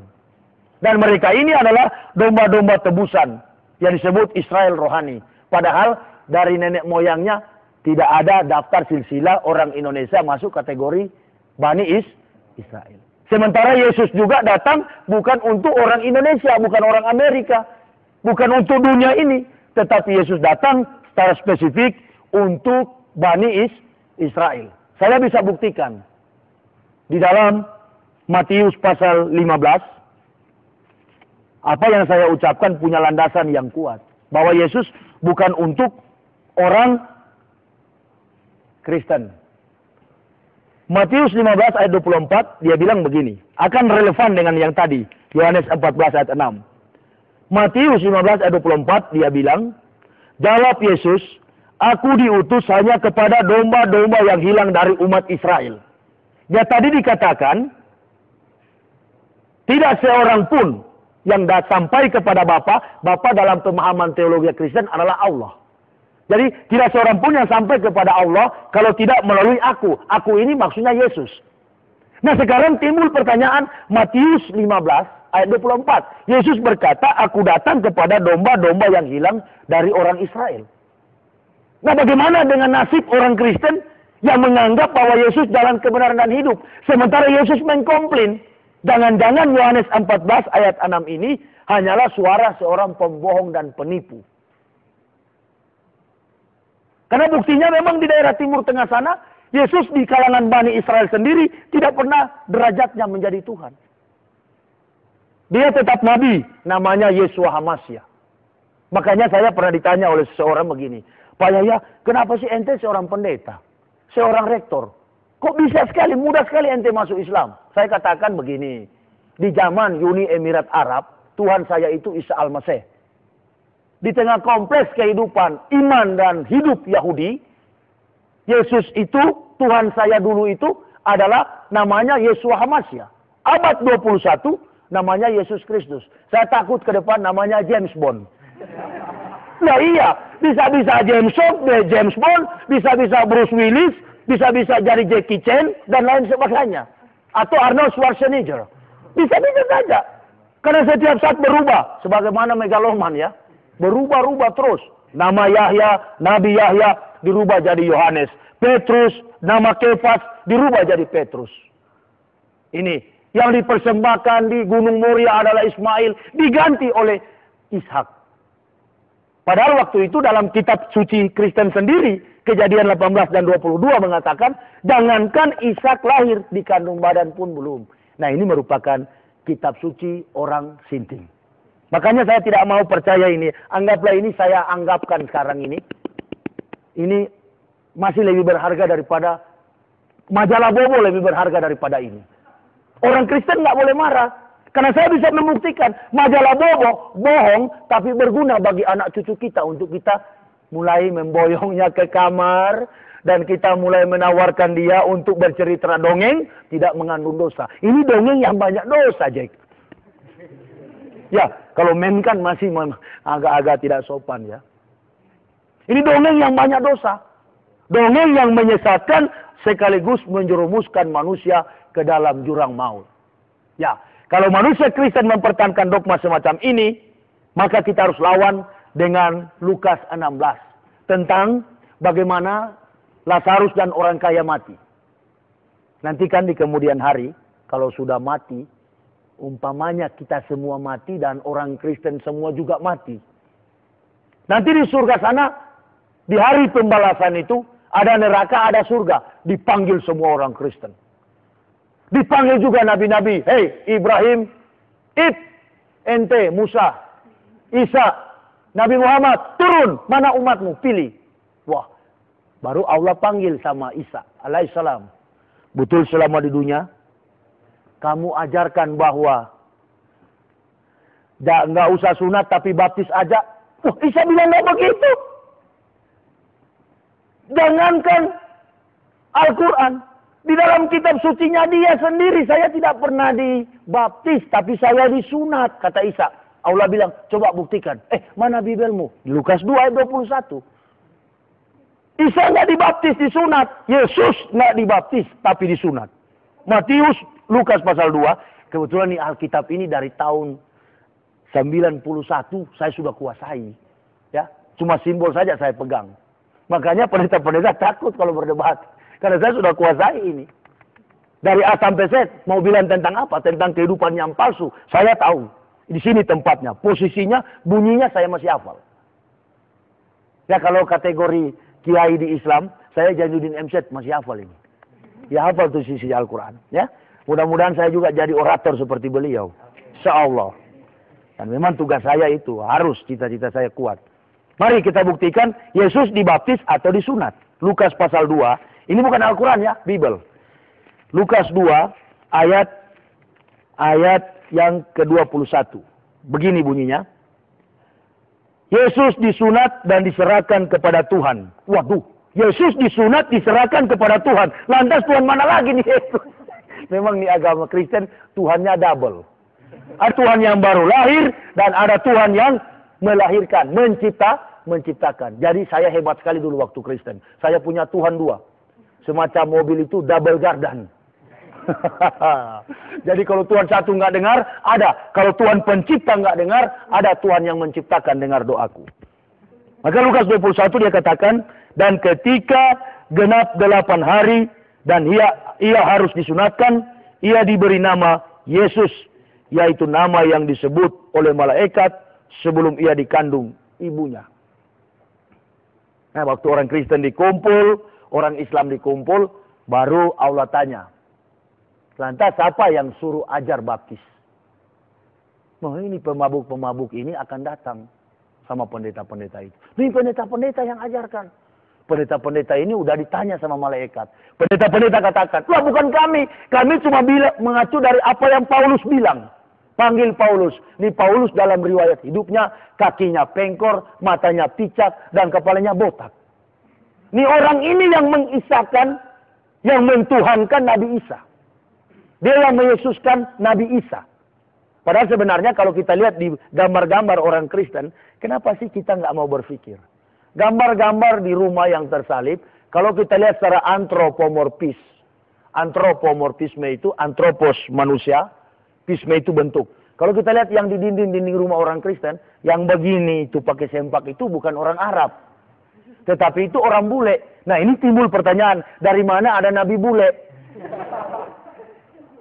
Sebenarnya gampang sekali menyebab kebohongan Yahudi dan Yunani. Cuman orang Kristen itu saya katakan tadi, sudah sesat.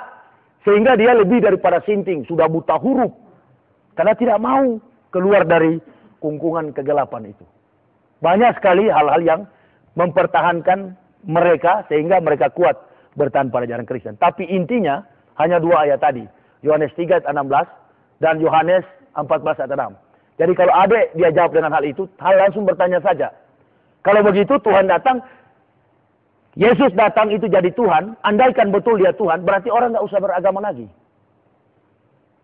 Karena sudah ditebus oleh Yesus. Karena menurut penyaliban, konteks penyaliban, bahwa katanya orang Yahudi membunuh Yesus dengan eksekusi salib. Padahal Yahudi sendiri mengaku satu manusia pun tidak pernah Yahudi bunuh dengan keadaan tersalib. Itu eksekusi Romawi. Jadi orang-orang yang pakai kalung salib di jalan itu adalah pengikut Romawi, bukan pengikut Isa. Eksekusi mati orang Romawi itu harus disalib. Dan sebelum Yesus tersalib, ada 2 penjahat yang tersalib duluan. Signatius dan Barabas. Nah ini. Ya tidak usah jauh-jauh lah. Saya waktu masih kecil,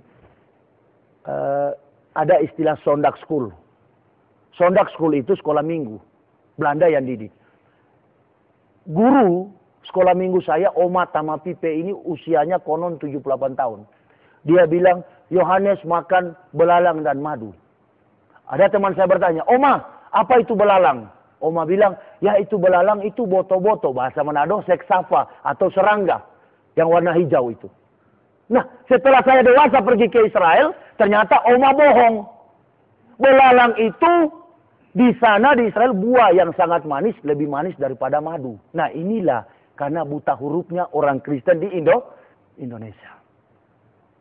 Yerusalem bukan Yerusalem, Urusalimu. Ya, dan bahasa Ibrani itu baru setelah Isa telah terangkat. Dan kalau memang benar bahwa Isa itu adalah nabi yang hidup, yang dituhankan, yang benar-benar hadir di tengah komunitas Yahudi, mengapa dalam Alkitab Kristen posisi Isa di zaman Perjanjian Baru dengan bahasa aslinya Yunani? Nah, sampai hari ini memang kabur dari sisi logika, etika, dan sampai pada estetika. Agama Kristen itu tidak dapat dipertahankan lagi untuk dijadikan sebagai sarana penyelamatan bagi kami sekeluarga. Jadi hati-hati, dua ayat itu yang menjadi alasan kuat. Dan harus kita tanyakan, kalau Yesus datang untuk mati dan menebus dosa manusia pada waktu itu, lantas dosa-dosa kita sekarang bagaimana? Karena menurut pemahaman Kristen, orang Islam pun dengan kebenaran Yesus harus mengaku Yesus Tuhan supaya selamat. Masuk hansip saya susah ya. Masuk hansip susah kan? Zaman sekarang masuk hansip susah kan? Apalagi masuk surga. Dia nggak mandi junub, enak sekali masuk surga. Nah begitu, kira-kira nggak sunat, nggak melakukan apa yang dikatakan Nabi, kemudian masuk surga. Itu nggak mungkin. Semua hal yang menjadi dogmatika Kristen tidak bisa dipertahankan sebagai sarana kebenaran untuk dapat menyelamatkan manusia. Ya, siapa lagi? Bismillahirrahmanirrahim. Assalamualaikum warahmatullahi wabarakatuh. Waalaikumsalam warahmatullahi wabarakatuh. Seperti yang telah kita ketahui tadi bahwa Ustadz adalah seorang teolog. Ya. Lalu kenapa Ustadz begitu mudah memeluk Islam? Ya. Yang kedua, dasar teologi apa yang membuat Ustadz membenarkan teologi Islam? Ya. Itu saja. Baik. Yang ketiga. Bismillahirrahmanirrahim. Assalamualaikum warahmatullahi wabarakatuh. Waalaikumsalam warahmatullahi wabarakatuh. Banyak teolog yang begitu kuat dengan dogmanya. Apa yang menyebabkan para teolog luar Islam seperti itu? Terima kasih. Assalamualaikum warahmatullahi wabarakatuh. Waalaikumsalam warahmatullahi wabarakatuh. Yang keempat, yang terakhir. Assalamualaikum warahmatullahi wabarakatuh. Waalaikumsalam warahmatullahi wabarakatuh. Begini Ustadz, apa saran Ustadz kepada umat Islam itu seperti apa? Terima kasih. Kristen nggak disarankan. Mungkin untuk umat Islam. Islam saja, ya. Baik. Assalamualaikum warahmatullahi wabarakatuh. Waalaikumsalam warahmatullahi wabarakatuh. Mengapa saya seorang teolog yang memahami dasar-dasar kebenaran teologi Kristen sampai kepada penjabaran dalam perealisasian dan maksud-maksud iman Kristen itu, kemudian dengan mudah saya meninggalkan pemahaman itu dan justru memeluk agama Islam. Ya, saya jawab singkat sekali saja. Justru sana saking tingginya saya memahami teologi, saya makin dekat dengan Islam. Karena menurut pemahaman teologi Kristen, bahasa Perjanjian Lama itu katanya bahasa aslinya dari kitab Kejadian, 39 kitab, Kejadian sampai Maleaki, itu bahasa aslinya bahasa Ibrani. Namun setelah diadakan penelitian, penelusuran tentang pencarian naskah asli Perjanjian Lama, Old Testament itu, ternyata menurut para teolog Yahudi, Masora dan Septuaginta 70 sarjana Yunani, naskahnya itu disimpan di Laut Mati. Laut Mati ini konon adalah laut yang apabila kita lempar bayi itu, bayi tidak bakal tenggelam. Karena saking dalamnya Laut Mati itu. Nah, katanya di situ disimpan naskah Laut Mati, Injil asli itu. Nah, ini menunjukkan bahwa cerita ini cerita bohong. Kembali dari Israel, saya nggak banyak komentar. Justru saya pikir ngapain saya belajar capek-capek, hampir putus urat saraf. Sampai teler saya belajar S3, akhirnya hasilnya 0. Makanya saya melihat, siapa tahu Islam yang betul. Karena pengakuan orang Israel, ketahuilah Israel, Allahmu Yahweh, dan Yahweh tunggal, esa. Nah, hampir sama dengan asyhadu an la ilaha illallah. Nah, ini pendekatan ini yang saya temukan, saya cari terus. Dan akhirnya berangkat dari para sejarah para nabi, apa yang dipadukan dalam praktek hidup umat Islam di Indonesia dan secara menyeluruh dalam konteks global, itu sama dengan penjabaran yang dilakukan oleh para nabi dan pengikut-pengikutnya di zaman tempo dulu. Jadi ini sangat meyakinkan saya bahwa agama Islam itu adalah agama yang benar-benar datang dan hadirnya dari Allah melalui para nabi-nabi Allah. Dan dari zaman Nabi Adam sampai Nabi Muhammad, bahkan Isa pun tidak ada perbedaan satu dengan yang lain dalam derajat dan kodrat, kemampuan, the power of prophet, Dan mereka adalah sama di pandangan dan kekuatan yang diberikan oleh Allah. Kalau orang katakan, seperti Raja Habasya katakan, kenapa Nabi Muhammad datang nggak dengan mujizat? Karena Isa sudah membongkar duluan. Nabi Muhammad datang bukan dalam pemahaman waktu itu orang nggak mengenal Allah. Sudah ada orang mengenal Allah, tapi agama diselewengkan. Maka dia tidak cocok datang dengan mujizat. Karena kalau Nabi datang dengan mujizat, berarti manusia pada konteks itu hidup dalam penyembahan berhala. Maka perlu ada tanda-tanda yang menakjubkan, sehingga dia mampu meninggalkan kekuatan-kekuatan lain dan memfokuskan perhatian pada kekuatan Allah. Nah, sementara Nabi Muhammad hanya datang dengan firman, karena meluruskan penyimpangan yang terjadi. Alias manusia hidup bukan dalam penyembahan berhala, tapi hidup dalam kefasikan dan kemunafikan. Maka dia luruskan semua itu. Dan kedua, aspek ketiga adalah, saya yakin bahwa memang Nabi Muhammad itu Nabi Allah, karena dalam kitab Yahudi, itu dikatakan bahwa ada kata Ruach HaKodesi. Ruach HaKodesi itu dalam Talmud Israel menjelaskan bahwa akan datang Nabi. Dan saya bisa buktikan dalam Yohanes 15. Yohanes pasal 15. Disinilah yang dirubah oleh tangan Yahudi yang kotor. Yohanes pasal 15. Salah saya. Yohanes pasal 14. Pasal 14 ayat yang ke-15 sampai 17. Coba perhatikan apa yang saya katakan ini. Jikalau kamu mengasihi aku, kamu akan menuruti segala perintahku. Aku akan minta kepada Bapa, dan ia akan berikan kepadamu seorang, garis bawahi, seorang penolong yang lain supaya ia menyertai kamu selama-lamanya. Ayat 17, dia janji seorang tapi yang datang yaitu roh kebenaran. Kalau orang dengan roh, saya rasa tidak relevan. Orang adalah natural, alamiah, suatu yang diciptakan, sementara roh ini angin. Nah, kenapa harus begini? Maka Bible ini Alkitab yang dulunya diturunkan Allah ke tengah-tengah komunitas Yahudi. Waktu itu Arab menyembah berhala. 360 Nabi Baal yang disembah oleh orang-orang jahiliyah, Arab jahiliyah. Yang kemudian munculnya Nabi Muhammad nanti, dihancurkan oleh Nabi Muhammad yang tinggal salima. Alata, Al-Usa, Al-Mana, Hubal, Allah. Dan ini saya pernah pelajari ketika saya masuk kepada teologi agama-agama, the religion of theology. Ini saya sempat pelajari, tertinggal 5 yang masih disembah oleh Arab jahiliyah. Ini Nabi Muhammad belum tampil sebagai Nabi, belum. Dan memang itu persoalan prinsip yang terjadi di tengah komunitas Timur Tengah, manusia Timur Tengah.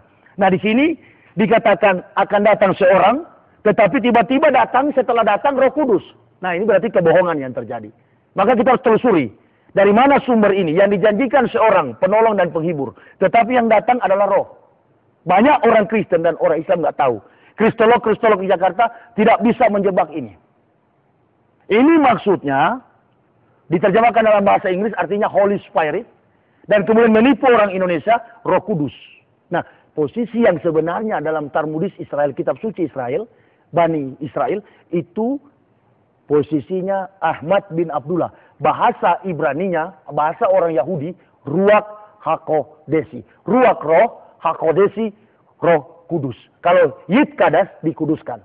Tidak menyangkut pronounsnya, enggak begitu. Tetapi jamak dan tunggalnya. Ini yang penting dijabarkan. Bahwasannya, disinilah posisi Nabi Muhammad. Dan saya yakin, ketika memeriksa kamus, ternyata Ahmad bin Abdullah itu adalah Nabi Muhammad. Itu belum yakin, belum luntur saya. Tapi ketika saya melihat perjalanan di kitab-kitab perjanjian lama, bahwa nabi-nabi disunat, bahkan Musa pernah diancam oleh Tuhan, kalau nggak nyunat anaknya, Musa akan dibunuh oleh Tuhan di perjalanan.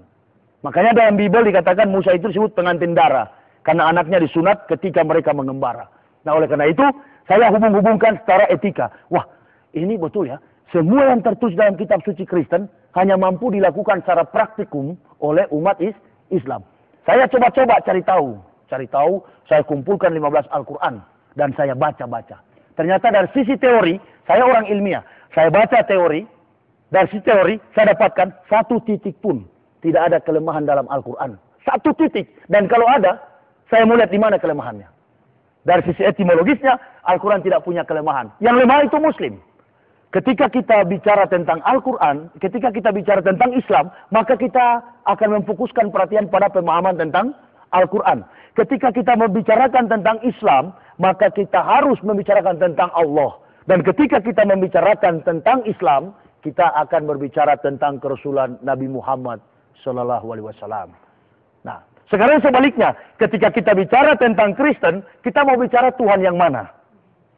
Ketika kita mau berbicara tentang Kristen, kita mau bicara Injil yang mana? Sementara banyak orang yang berkata bahwa Injil itu kitab. Isa datang membawa kitab Injil. Loh, tunggu dulu. Di zaman dulu, jangankan zaman Isa, di zaman Nabi Muhammad, tidak ada satu perusahaan kertas yang menciptakan buku. Atau penerbit sebagaimana yang terjadi di konteks abad 21 atau zaman sekarang kita ini. Nggak ada yang mampu menciptakan kitab. Musa saja menurunkan 2 loh batu dari Allah. Musa membawa hukum-hukum Taurat Allah itu, perintah-perintah Allah itu, hanya dengan percikan kemuliaan Allah, maka jadilah perintah Taurat itu.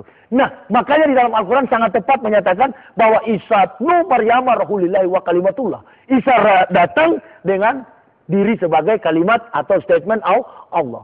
Jadi dia nggak bawa kitab. Semua pernyataan-pernyataan Isa itu adalah kalimat dari Allah. Nah, inilah yang diasumsikan oleh Kristen sebagai firman yang menjadi manusia di dalam diri Yesus. Itu yang dituhankan oleh Kristen.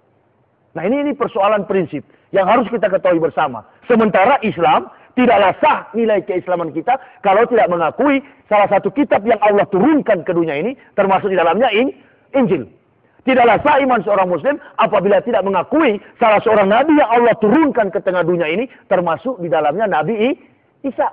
Tapi yang diimani dan dikondisikan dalam pemahaman teologi Kristen secara baik, itu Isa yang mana dan Injil yang bagaimana.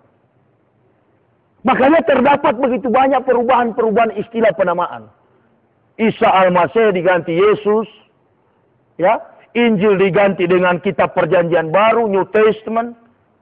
Dan begitu banyak nama-nama Rasul dirubah-rubah oleh umat Kristen. Tanpa sadar dan tanpa malu, tetap saja membawa nama Isa. Yang sebenarnya tidak identik dengan Injil, tidak identik dengan Allah, dan tidak identik dengan Isa. Nah, itu sebabnya setiap tanggal 25 Desember, orang Kristen itu diketawai oleh Allah. Saya amat sangat yakin. Karena sulitnya para teolog mencari pembenaran dari mana datang tempat, tanggal, bulan, dan tahun lahirnya Isa alaihissalam atau Yesus. Nggak ada seorang teolog pun yang tahu.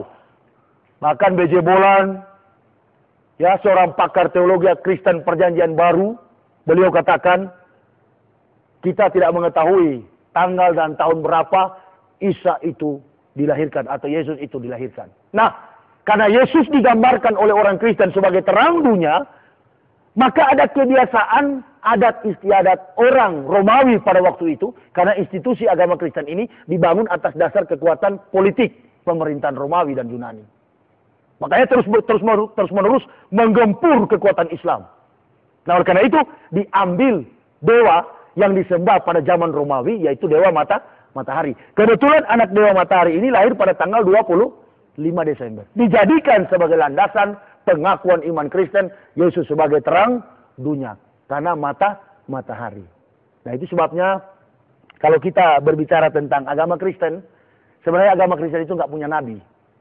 Contohnya semua nabi yang memerintahkan, umpamanya nabi katakan dalam perintah perjalanan kehidupan nabi, disunat, orang Kristen nggak sunat, ganti baptis. Dia ganti baptis.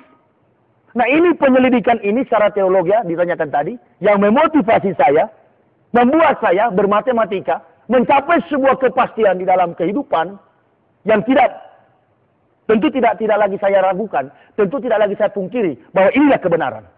Ketika saya melihat dasar-dasar teologi Kristen dan memadukan di dalam satu panduan dan praktikum yang terjadi dalam konteks kehidupan umat Islam, maka saya berkata, tanpa isi kitab suci pun orang Islam itu masuk surga. Maka saya harus mengikuti syariat-syariat yang ada dalam Islam. Contohnya bersyahadat. Ya, bukan berarti bahwa kita mengakui Nabi Muhammad. Saya analisa. Wah, kalau saya masuk Islam, saya lihat dulu. Jangan-jangan Nabi Muhammad tidak mengakui nabi-nabi lain. Nah, makanya saya beli 15 Al-Quran. Saya baca. Waduh, kalau Nabi Muhammad egoistis, Nabi Muhammad ekstremis, Nabi Muhammad seorang yang eksklusif, maka tidak mungkin dia memantapkan cerita. Dia mengangkat kemuliaan Isa itu yang di-Yesus Tuhankan oleh Kristen sebagai nabi yang harus dicontohi dalam sikap dan tauladan hari-hari.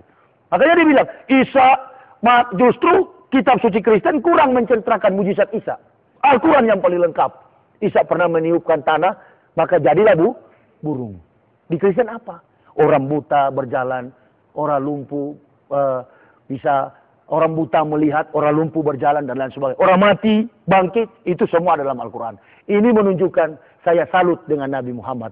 Berarti dia adalah seorang Nabi yang diutus Allah. Namun, pemahaman ini tidak bisa saya dasari pada sisi teologi yang secara nyata harus saya pelajari secara etimologis. Karena saya waktu itu dan sampai sekarang masih bodoh membaca Al-Quran. Maka saya, karena punya dasar filosofis yang kuat, dasar pemahaman filsafat dan logika yang kuat, maka saya menstandarisasikan pemahaman kenabian Rasulullah Muhammad itu dalam sisi logika. Saya berpikir begini, Indonesia merdeka tahun 1945. Saya lahir tahun 1970. Indonesia merdeka, pemahaman yang saya terima bukan atas dasar saya mimpi. Tetapi Pak Guru yang berkata, hei murid-murid, Indonesia merdeka tahun 1945. Dengan pemahaman ini, semakin saya yakin dan seluruh murid-murid lain, bahwa Indonesia betul merdeka. Diselidiki dalam praktikum, pelaku-pelaku sejarah mengatakan betul pada tahun 1945 Indonesia merdeka. Nah sekarang saya menganalisis secara baik dengan logika yang sehat, the positive thinking, bahwa 3.500 tahun perjalanan baginda Nabi Musa dengan Isa. Ini rentang waktu jarak. 3.500 tahun Musa sampai ke Isa. Isa sampai ke Nabi Muhammad 576 tahun. 3.500 tambah 576 tahun. Oke? Berarti 4.076 tahun. Dari mana Nabi Muhammad tahu tentang cerita Musa, tentang, jangankan Musa, tentang Isa saja, 576 tahun. Rentang waktu.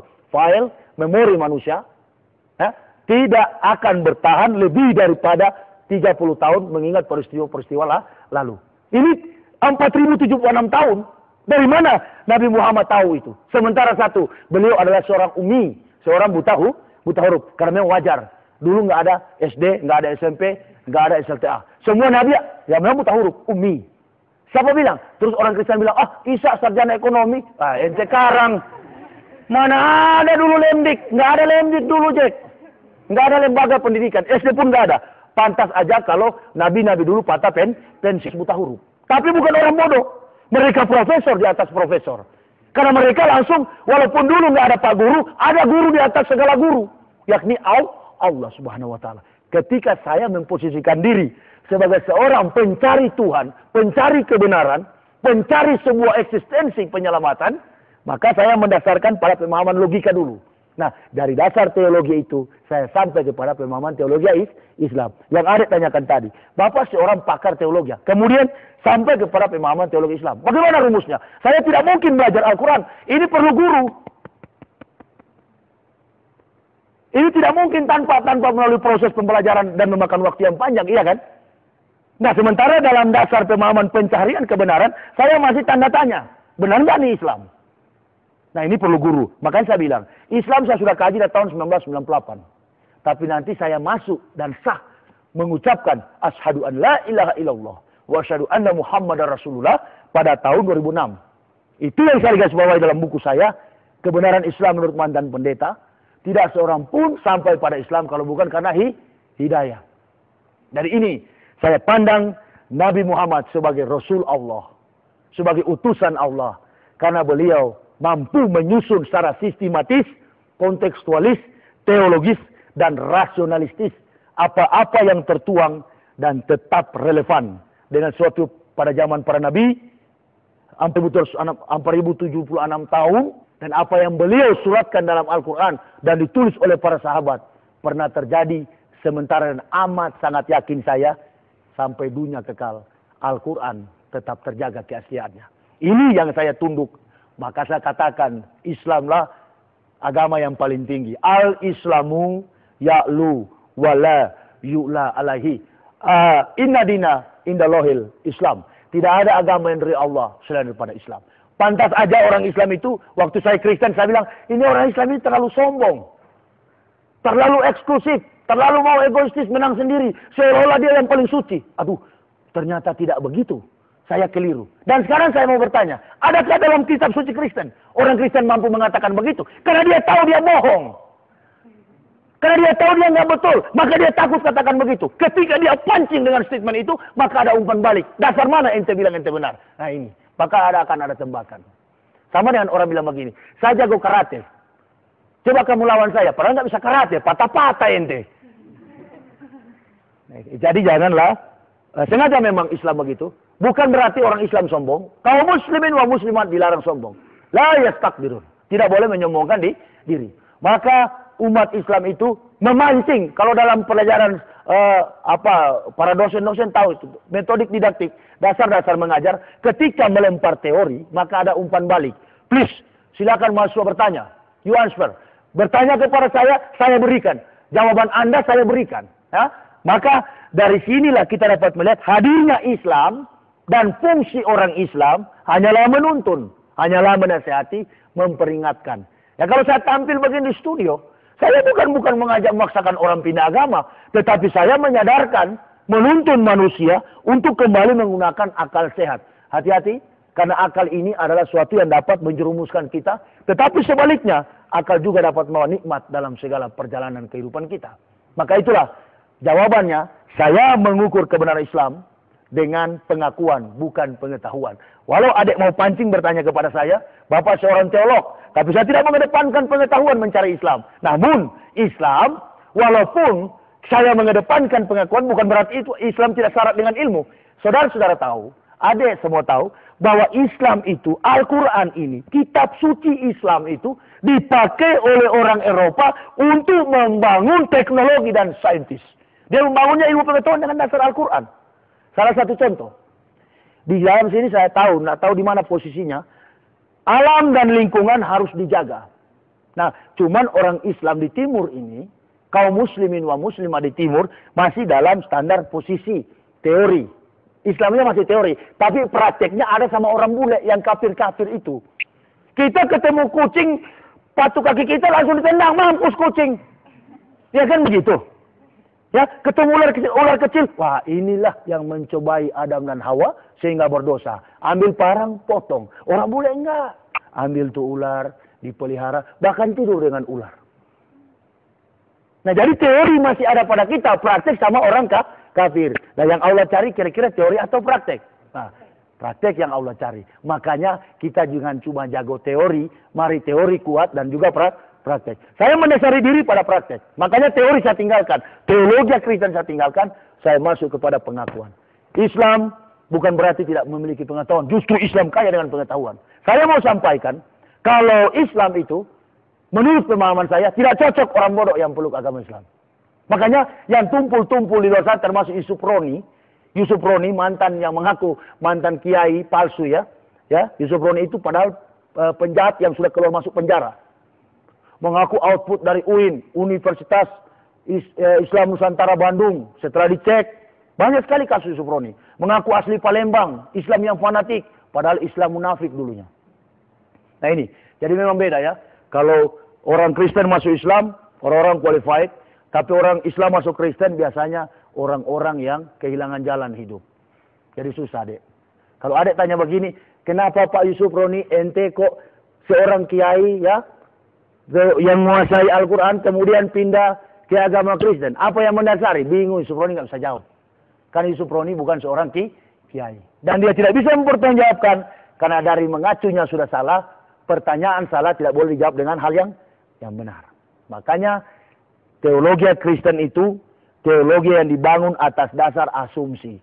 Tapi teologi Islam, teologi yang dibangun atas dasar realita dan sejarah. Sejarah suatu yang buta dapat melihat. Tuli dapat mendengar. Bisu dapat berbicara. Terkubur lapisan bumi yang paling bawah. Sejarah itu hidup. Jadi Islam itulah kebenaran. Saya terpanggil tanpa komentar, tanpa panduan dari siapapun, tanpa petunjuk pihak siapapun yang memaksakan kami sekeluarga, dengan penuh kesadaran keikhlasan hati. Surga jaminan yang kami fokuskan, kami memeluk agama Islam. Dengan mengucapkan, Asyhadu an la ilaha illallah, wa asyhadu anna Muhammadar Rasulullah. Sekian, itu yang saya bisa jawab. Dan kemudian apa yang Bapak rasakan selama memeluk agama Islam, saya rasakan cuma satu. Satu, ini jujur. Saya tidak main-main. Saya rasakan, sekarang saya sudah di Islam, kematian bukan yang saya takuti. Demi Allah Subhanahu wa ta'ala. Kematian tidak yang saya pikir. Mati sekarang, sebentar, Keluar dari mobil, ketabrak mobil saya dan saya mati. Malah saya senang, saya cepat mati. Tapi jangan saya bunuh diri. Saking saya yakinnya. Dan ini bukan mulut saya yang berkata, perasaan saya. Bahwa saya sudah ditempatkan Allah di surga. Di Kristen, ketika melihat orang mati, saya bermatematika. Kapan antrian? Kapan saya antri dan mati? Kemudian saya gimana kalau mati? Padahal saya seorang pendeta yang menyampaikan, Jesus resurrection in the life. Yesus adalah kebangkitan dan hidup. Saya ini gimana? Pernah saya kuburkan seorang pemabuk yang mati. Ketika saya katakan jemaat Tuhan, ini saudara Ferry telah kembali ke rumah Bapa di surga. Ini kembali ke rumah Bapa di surga artinya selamat. Tapi hati saya bilang begini, masa sih bajingan begini, pemabuk gini kok masuk surga? Hati yang bilang, mulut saya mengatakan di banyak orang dia masuk surga. Tapi hati saya bilang, masa bajingan begini masuk surga? Nah, saya juga pun begitu. Sebagai seorang pendeta, saya berpikir, saya kan kurang ajar. Tapi nggak usahlah saya ungkapkan dosa-dosa saya yang dulu. Nggak malu saya sudah sekarang ya. Saya sudah kertas putih, sudah masuk Islam, nggak usah lagi disebut-sebut. Ya, nanti dijadikan alasan, dulu pendeta pantas di Islam buat lagi. Nah, itu gitu kan. Insya Allah, saya akan pertahankan nilai keislaman saya. Karena saya masuk Islam, kalau dulu pendeta Kristen, sekarang saya jadi pendeta Islam. Mudah-mudahan, insya Allah, dengan nikmat yang kami rasakan, ya, melalui pertobatan kami ini dan sampai kepada hidayah Allah, akan juga dipakai oleh Allah menjadi sesuatu yang berguna bagi kelangsungan, kemegahan, kemuliaan, dan kebenaran agama Islam. Nah sekarang, apa yang paling memotivasi yang Bapak rasakan, begitu ya, pertanyaannya, sehingga Bapak kuat dalam Islam? Satu, ketenangan dan kedamaian selama saya hidup.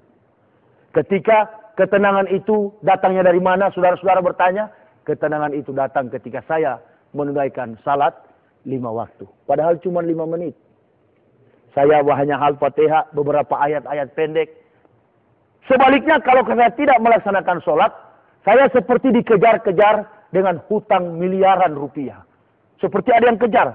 Pernah saya bertanya kepada istri, Mak, saya punya perasaan nggak tenang. Istri saya bilang, ente sudah sholat? Saya bilang, iya, rupanya belum. Jadi yang membawa saya mempertahankan Islam yang saya rasakan adalah ketenangan. Dan yang kedua, mati tidak saya pungkiri. Terima kasih. Hanya ini yang saya bisa sampaikan. Salam saya kepada umat Islam supaya kuat mempertahankan akidah Islam. Jangan sampai menjual Islam hanya karena kenikmatan-kenikmatan dunia. Dan kepada umat Kristen, marilah berpikir membaca, jangan dulu baca Al-Quran. Baca dulu kitab suci saudara. Dan kemudian saudara kaji secara baik dengan sejarah, memadukannya dengan prinsip-prinsip praktek yang ada pada umat Islam, lalu saudara silakan, saudara putuskan. Saudara juga tidak hanya hidup sementara di dunia ini. Saudara tidak hidup kekal, tapi hanya sementara. Saudara akan meraih surganya Allah apabila saudara telah sampai kepada Islam. Terima kasih. Akhir kata saya, ihdinas siratal mustaqim, wabillahi taufiq wal hidayah. Wassalamualaikum warahmatullahi wabarakatuh.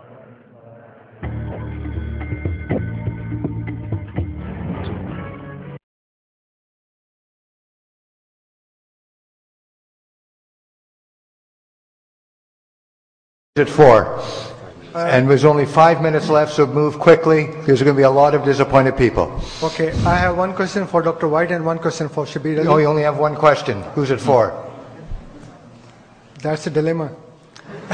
Okay, move aside and let someone else in if you're in a dilemma. It's for Mr. Shabir Ali. Okay. That in chapter 17 of the Holy Quran, verse 93, the certain demands of infidels is quoted there. And one of the demands is that they asked Prophet Muhammad, peace be upon him, to ascend physically up to the heavens. And he was ordered to say that I'm nothing but a human prophet.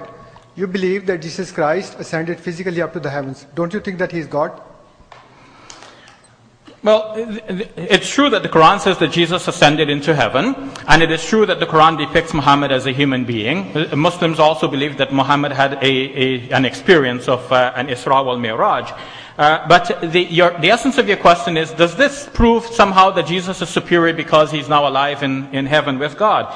And to the Muslims, no. The New Testament also makes it clear that it is God who raised Jesus. So when God raised Jesus, then God is the actor, Jesus is the acted upon. Therefore, Jesus is the object here. And God is the power that raised Jesus, even according to the New Testament. This is why the New Testament document Acts of the Apostles depict the apostles of Jesus as saying that they always said that the God of our forefathers has raised Jesus from the dead. This is the depiction. And they said that Jesus is the servant of that God. So it is very clear. The fact that Jesus is raised up by God means that Jesus is dependent upon God. It is God who is the actor and Jesus is the object.